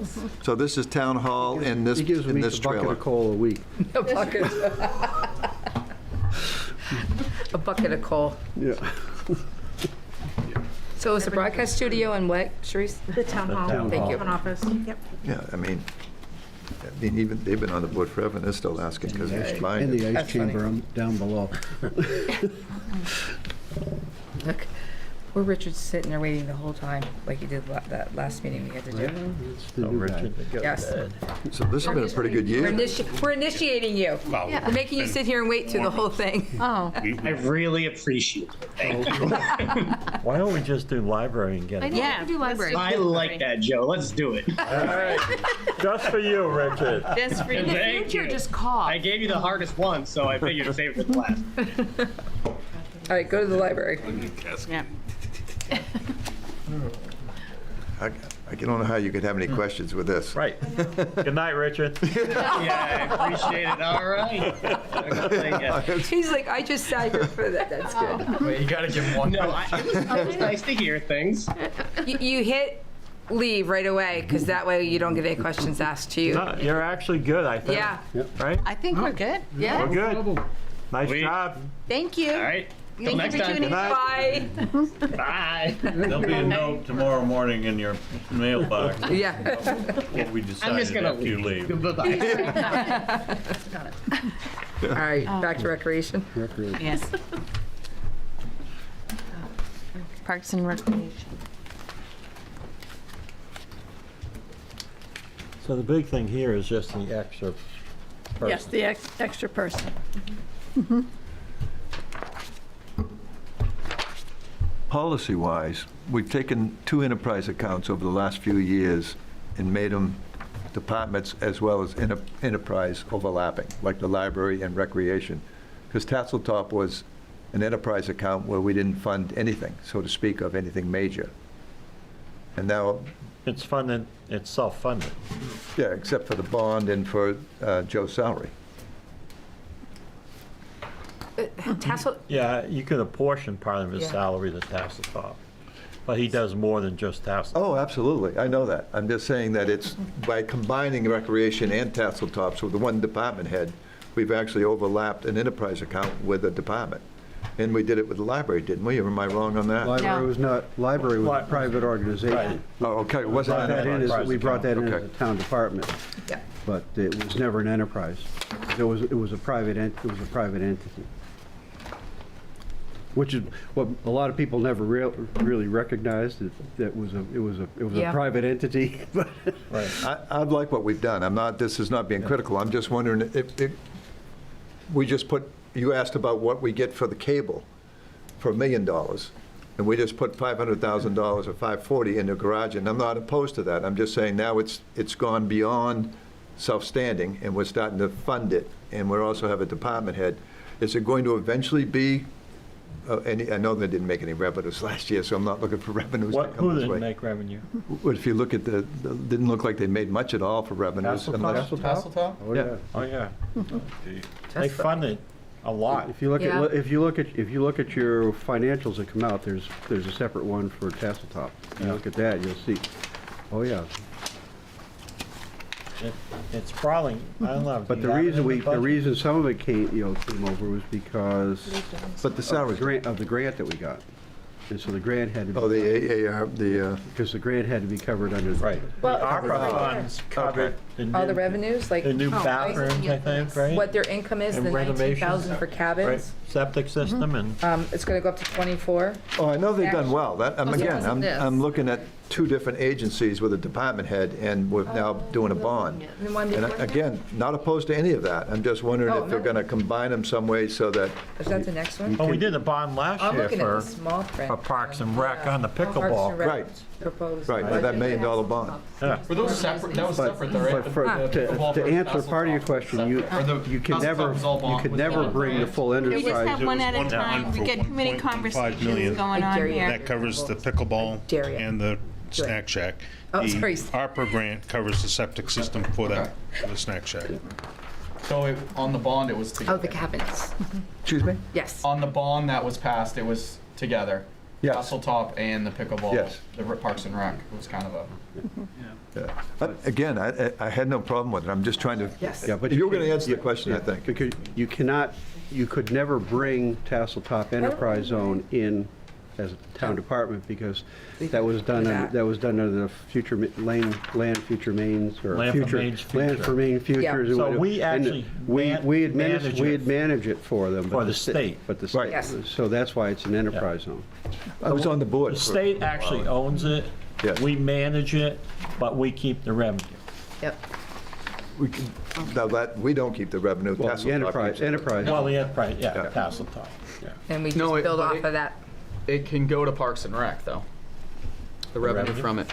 Oh, that's interesting. I didn't know that. Yeah, we researched that very well, and that's how it works. So that's That's- more of what I was talking about. If there's revenues there, are we getting something back for the town? And if it's. It has to stay in Parks and Rec or Tasseltop. Right. It can't go to like the town office. It can't go to public safety, but it That's good to know. I think that's much better. because I than what- think the bond too, the stuff that we're spending there is going to make the revenues jump. So that's going to be The revenues or the expenditures? And there was talk about future cabins, but I know that's down the road. What's that? You know, 'cause that would bring in more revenue. But if the revenues can be used You don't think that in recs too, then obviously that's a benefit we're gaining, and that's what I was looking for. in there? If you already fill it and you have to close it down, take no more people in. It's tricky when I was on the board. Wait, where did you? I thought Just right They keep in it, the he Parks keeps and Rec filling it all day long. thing, and I understand, they reach a Then I point have- where you turn the people away. I thought he was taking one of the buildings back to rent it out, and that's why.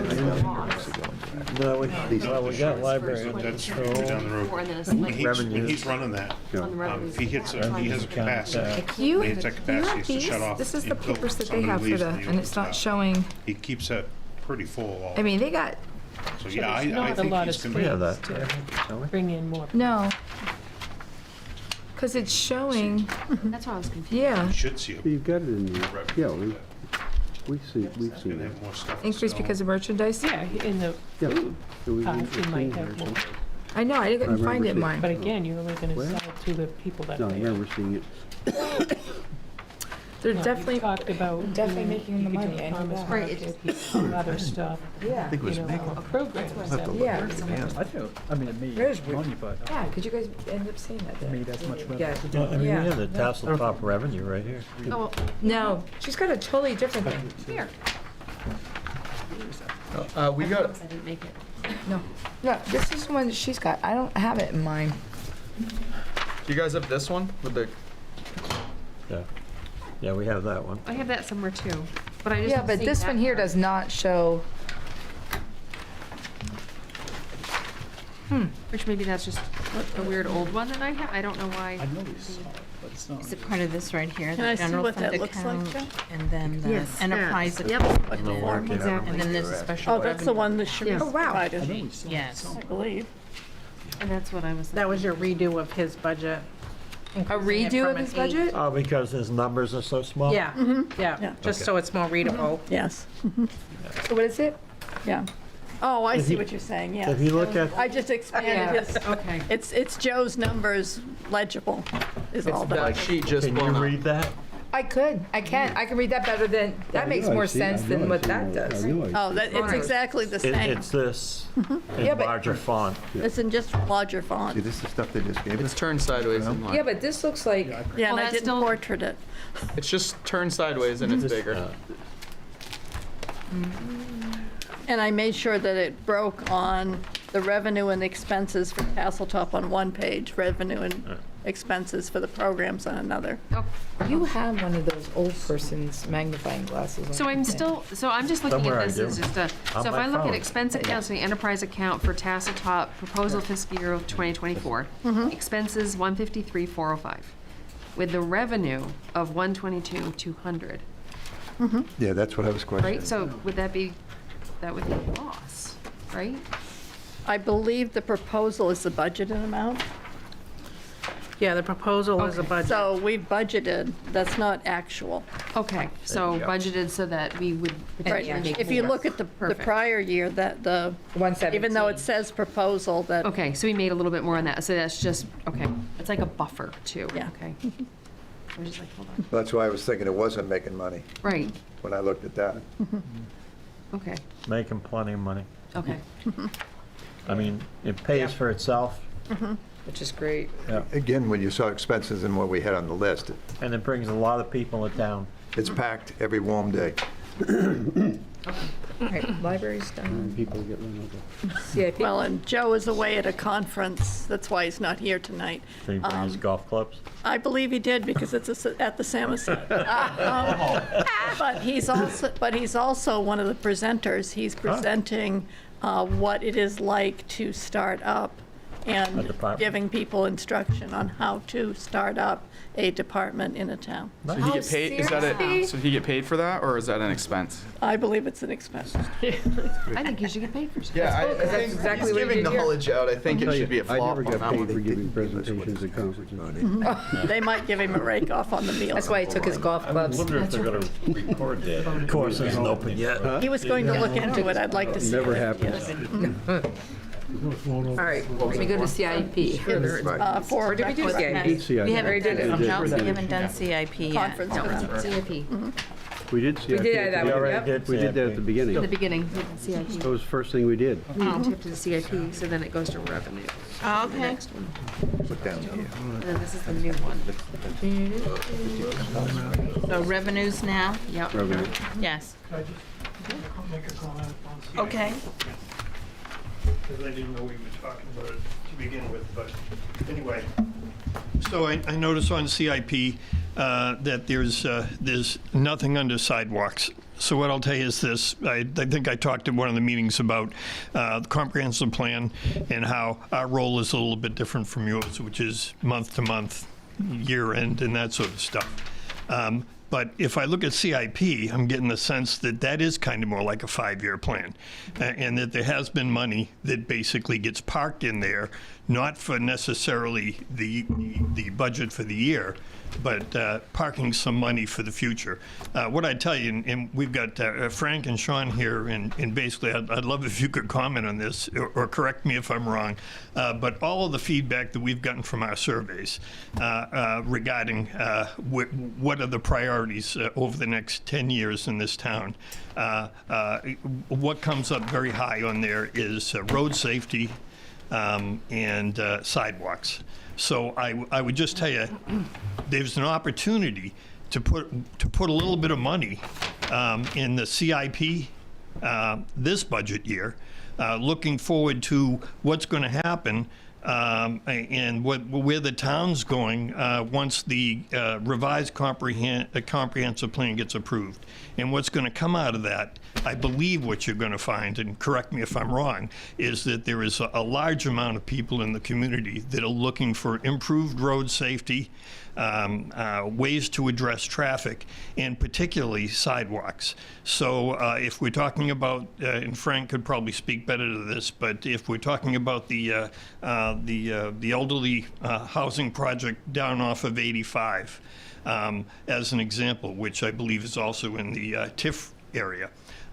If there were sidewalks that came down and connected, just as an example, to our growth area, which is the village, which we're also going to be talking about, that would make sense. So I just raised that as far as an opportunity now to try and maybe defer some of the expenses down the road by looking at that sidewalks having a place in this budget under some way to warehouse some of that money for the future. Thanks. Yeah. And I was just going to say, I didn't know, and that you answered some of it too, of where, if the public is commenting on where they might want the sidewalks. I believe that they've commented on not specifics.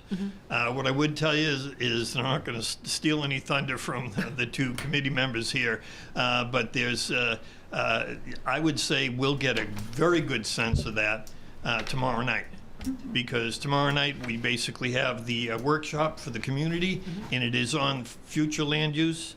And there's going to be a map with 3 scenarios for where people want to put their sticker to say this is where we believe the town should be growing. And I would be very surprised if that area is not identified as far as the village area for growth. So I encourage everybody here to come and see what the public is saying, but so far that's what we've heard. Yeah, I do get a lot of recommendations to finish the sidewalk down Main Street. That's one of them. And actually, along speaking with that, this board, we are looking a little further out 5 years. So I know we made a comment on it again, but along with the sidewalks, if we could just also, my recommendation is consider that Jordan Small Middle School, because that is within our 5-year plan of when we will be taking that school back. And then Bill Hanson did say that, you know, we had 2 new boilers, new installation in the roof, all electric panels have been updated, new AC in the office and IT room, all new exterior and interior doors, fire alarm systems, new cameras and LED lightings, which is great. But I think a lot of people know about when a building sits vacant, that the deterioration is much quicker. Is that, you're talking Jordan Small? What else? Yes. You're talking to, You yeah. got that So copy just too. my recommendation is, I know that we had said, you know, that's a couple of years out, but I mean, it's within our 5 years that we will be taking that building back. And just my recommendation is that we do consider that, along with the sidewalks like you were talking about. Growth in this town is going to happen rapidly, I think, in the next 5 years. So We've been saying that for a long Yeah. time, Sean. And you seeing it, or No. You don't it think is, that? I think it is. I think It's it's growing at 1 or 2% a year, population-wise. So, Joe, I had Ben sign your nomination papers, and he says, well, what's his good points? He literally wrote his name, Ben Sidewalk Sadak, because he wants sidewalks in here on the thing, too, and I just had to laugh, so he wants sidewalks, too. On 85? Yeah. Yeah. People run, walk, bikers, everything on there. That's So, a state road. The issue on 85 is that's a state road. I don't care. Sidewalks. So, yeah. I'll promise sidewalks all over town. There you go. A chicken in every pot. I think this may be a good use for that big lump of money you're gonna be picking up, maybe, Joe? We can't talk about it. This is where you may want to put some of that money into putting away sidewalks? some money for sidewalks or for Jordan Small School or the weather. It's, you know, it's money we didn't expect. Oh, no, we expected to Well, always get but it we, back. yeah, we expected it because somebody did a criminal offense, and we're, you know. But I think that is where some of that money ought to go. Just something to consider. I mean, it's something we talked about heavily, so but I understand your position. You're saying it's not growing at a rapid pace, but I do think that some of these projects that we're taking on. I mean, we put those sidewalks in on Main Street, how long ago? 3 years? 3 Yeah. years ago. Yeah, Right. it took 10 years to get it. And it took 10 years to get the state to approve it. Yeah. Well, So, we question. went through 2 different grants. Right. Do you have to get another approval to finish Main Street, or is that approval? It would probably not be state money. All we did was the state section of Main Street. Right. The other section's ours, we own that. We've had interest, fair amount of interest on that and Mill Street going to the park. Mill Street's tight though, isn't it? Mill Street's got the bridge. You got a That's bridge and you got that yeah. cemetery and that building that's. Well, it's long. not so bad the cemetery. It's from Main Street coming up to the bridge that it's really tight in there, and you're gonna run into some landowner properties. Nathan People are and already I, trying to park there. a couple years people ago, aren't gonna be happy. probably about 5-6 years ago, we had looked about possibly putting a walking path from Mill Street through the woods, and you would come out on, what's that road down there? Oh, County Road.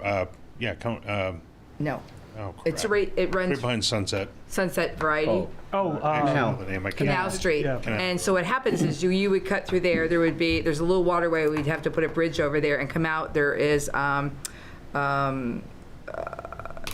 a piece of property that's neutral for everybody, and we would come out in there so you could come out an easement, and then walk down Canal Street, and you'd be right on the sidewalks. So Where yeah. would that dump out? Where would that dump out? On Mill On Street? Canal Street, it would come right out there at that red light at Main Street where and that- Canal I know where it Street. comes out that side. Where is it going to come out on the other side? It goes down the Main Street sidewalks. Yeah. No, on the opposite side. On 302 Mill side. Street? Oh. No, you would park at Mill Street Yeah. and then walk to the back by the park. Okay, so That's it's Sherry playground? Mill Street to. Yeah, but that was a lot of restrictions by the owners, and it was too much. Yeah. So We talked to, during the whole sidewalk thing, so it was probably 5-6 years ago, about connecting Raymond Woods, or what's the name of it? I can't call it what I want to call it. Levy Lane? Levy Lane down to To the the Good sidewalks. Life, near the Yeah, Good Life, right through yeah. Good Life's backyard there. The one. oh, okay. Well, we put all our efforts into Main Street at the time, Yeah. getting that done. And speaking of that elderly home and getting to the library, you would have to get a bridge, a From the path on the bridge that goes on 302 to right at the corner where Good Life is. Is that No, no. sidewalk, is that on Yeah, the sidewalk's on the Mark side? 85 side. Yeah. You could come out of Levy Lane. Where the water line goes up to Levy Lane right now. Stay right on. From Main Street, you could put a Yeah, sidewalk you'd right be on on the top same of that. side as. And then you're right on the sidewalk side of 302 and cross Oh, okay. 85. Yeah, that That's makes quite a hike to the The library. Yeah. I don't. Electric wheelchairs. Yeah. Probably. Well, I was just saying, you'd have to tie it into that in order to do it. Oh, you're talking the best. What is that one called? Behind Good Life. Well, there's Yeah, certainly an that's not interest. housing. Oh, that's what. Yeah, Levy Lane that's. is. Yeah, it's Certainly Yeah. talk about That's that. the housing. You know, I would, I It's just say that, you know, 9:37. we can argue until the cows come home as far as, you know, what's going to happen in the next 5 to 10 years as far as growth in this town. I would agree. I've heard that we're going to grow, and we really don't grow. And I think I've mentioned this before, except one demographic, and that's for individuals over the age of 65. So I'm thinking more, you got that right. So I'm thinking more in terms not necessarily of accommodating new growth, but what I have learned through this plan is that and especially now, and I know all of you are informed and you read the papers or you watch the news or whatever, there isn't a community in this state that isn't talking about housing, that isn't talking about workforce housing, that isn't talking about looking at ordinances to change to encourage individuals to come into a town, and whether it's to populate schools or if it's to be be able to provide a place for individuals like myself that have a 3-bedroom home that was great for raising a family, but it's me and my wife there now. And what I'll tell you is the demographics say that a large portion of the housing in this town is occupied by 2 people. And therefore, if I'm looking, do I have a place to go that's a village-oriented area, that's safe to walk, that's close to a grocery store, that has some amount of public transportation that I can move into? And you know what? Then my 3-bedroom, 2-bathroom house is perfect for a family. So it's all interconnected. But I think what I'm hearing from the community is it's got to start with thinking about what's here now. I mean, that's the whole idea of the comprehensive plan, taking inventory of what's here now and then saying, how are we going to make moves to change it so that it accommodates the next 10 years? So all I was saying is sidewalks, and I understand that if it's a state road, my understanding is that it takes a little bit of work and time.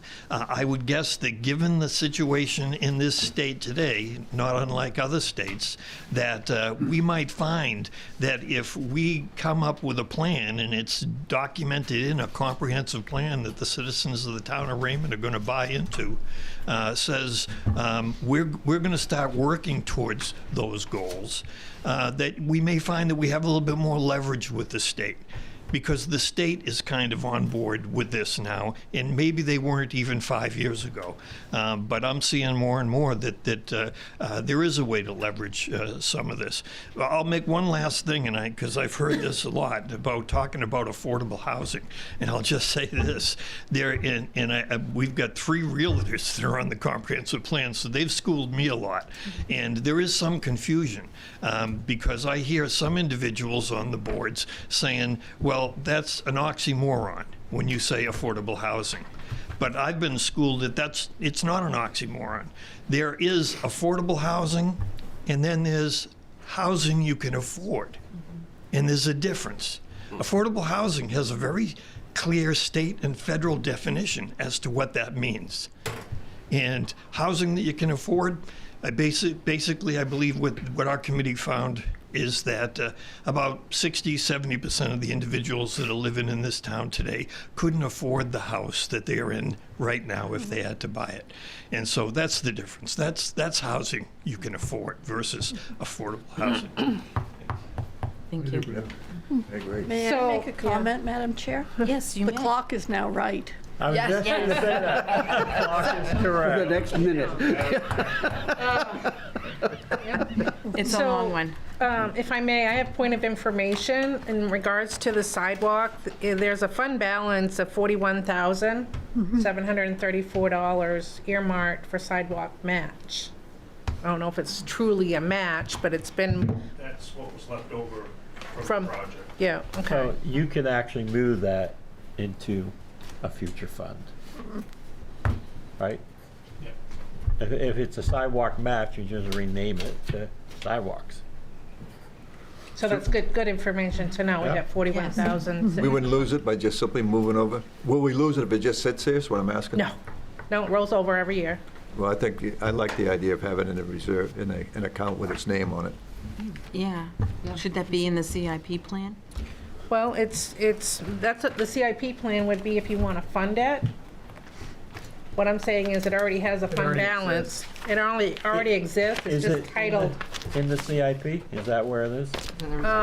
Where's that balance sit right now? It's in the reserve It's in all the reserve accounts. It used to be in the sidewalk account, I think. Mhm. CIP, there's a line in CIP. Yeah, sidewalk. It's got match beside it, but Yeah. that's probably when it was. Then it becomes visible where you can see it. Yeah, and that was the towards- state match, 50/50. 50/50. Yeah. It's already been matched?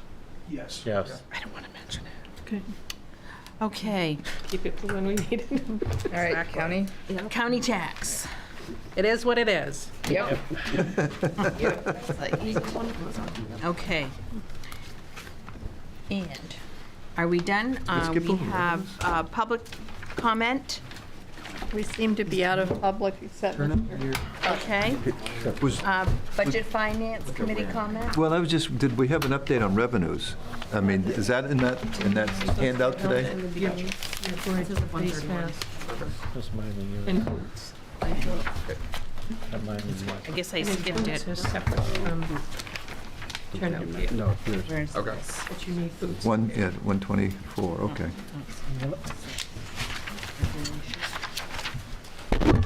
Yeah, it was on the handout, thank you. I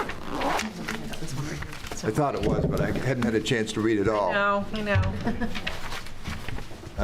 Are you all set, Dennis? I am, thank you. Okay. Budget Finance Committee comment? Nope. Nope. Select Board comment? Nope. Okay. And do we hear a motion to adjourn? I'll make that motion.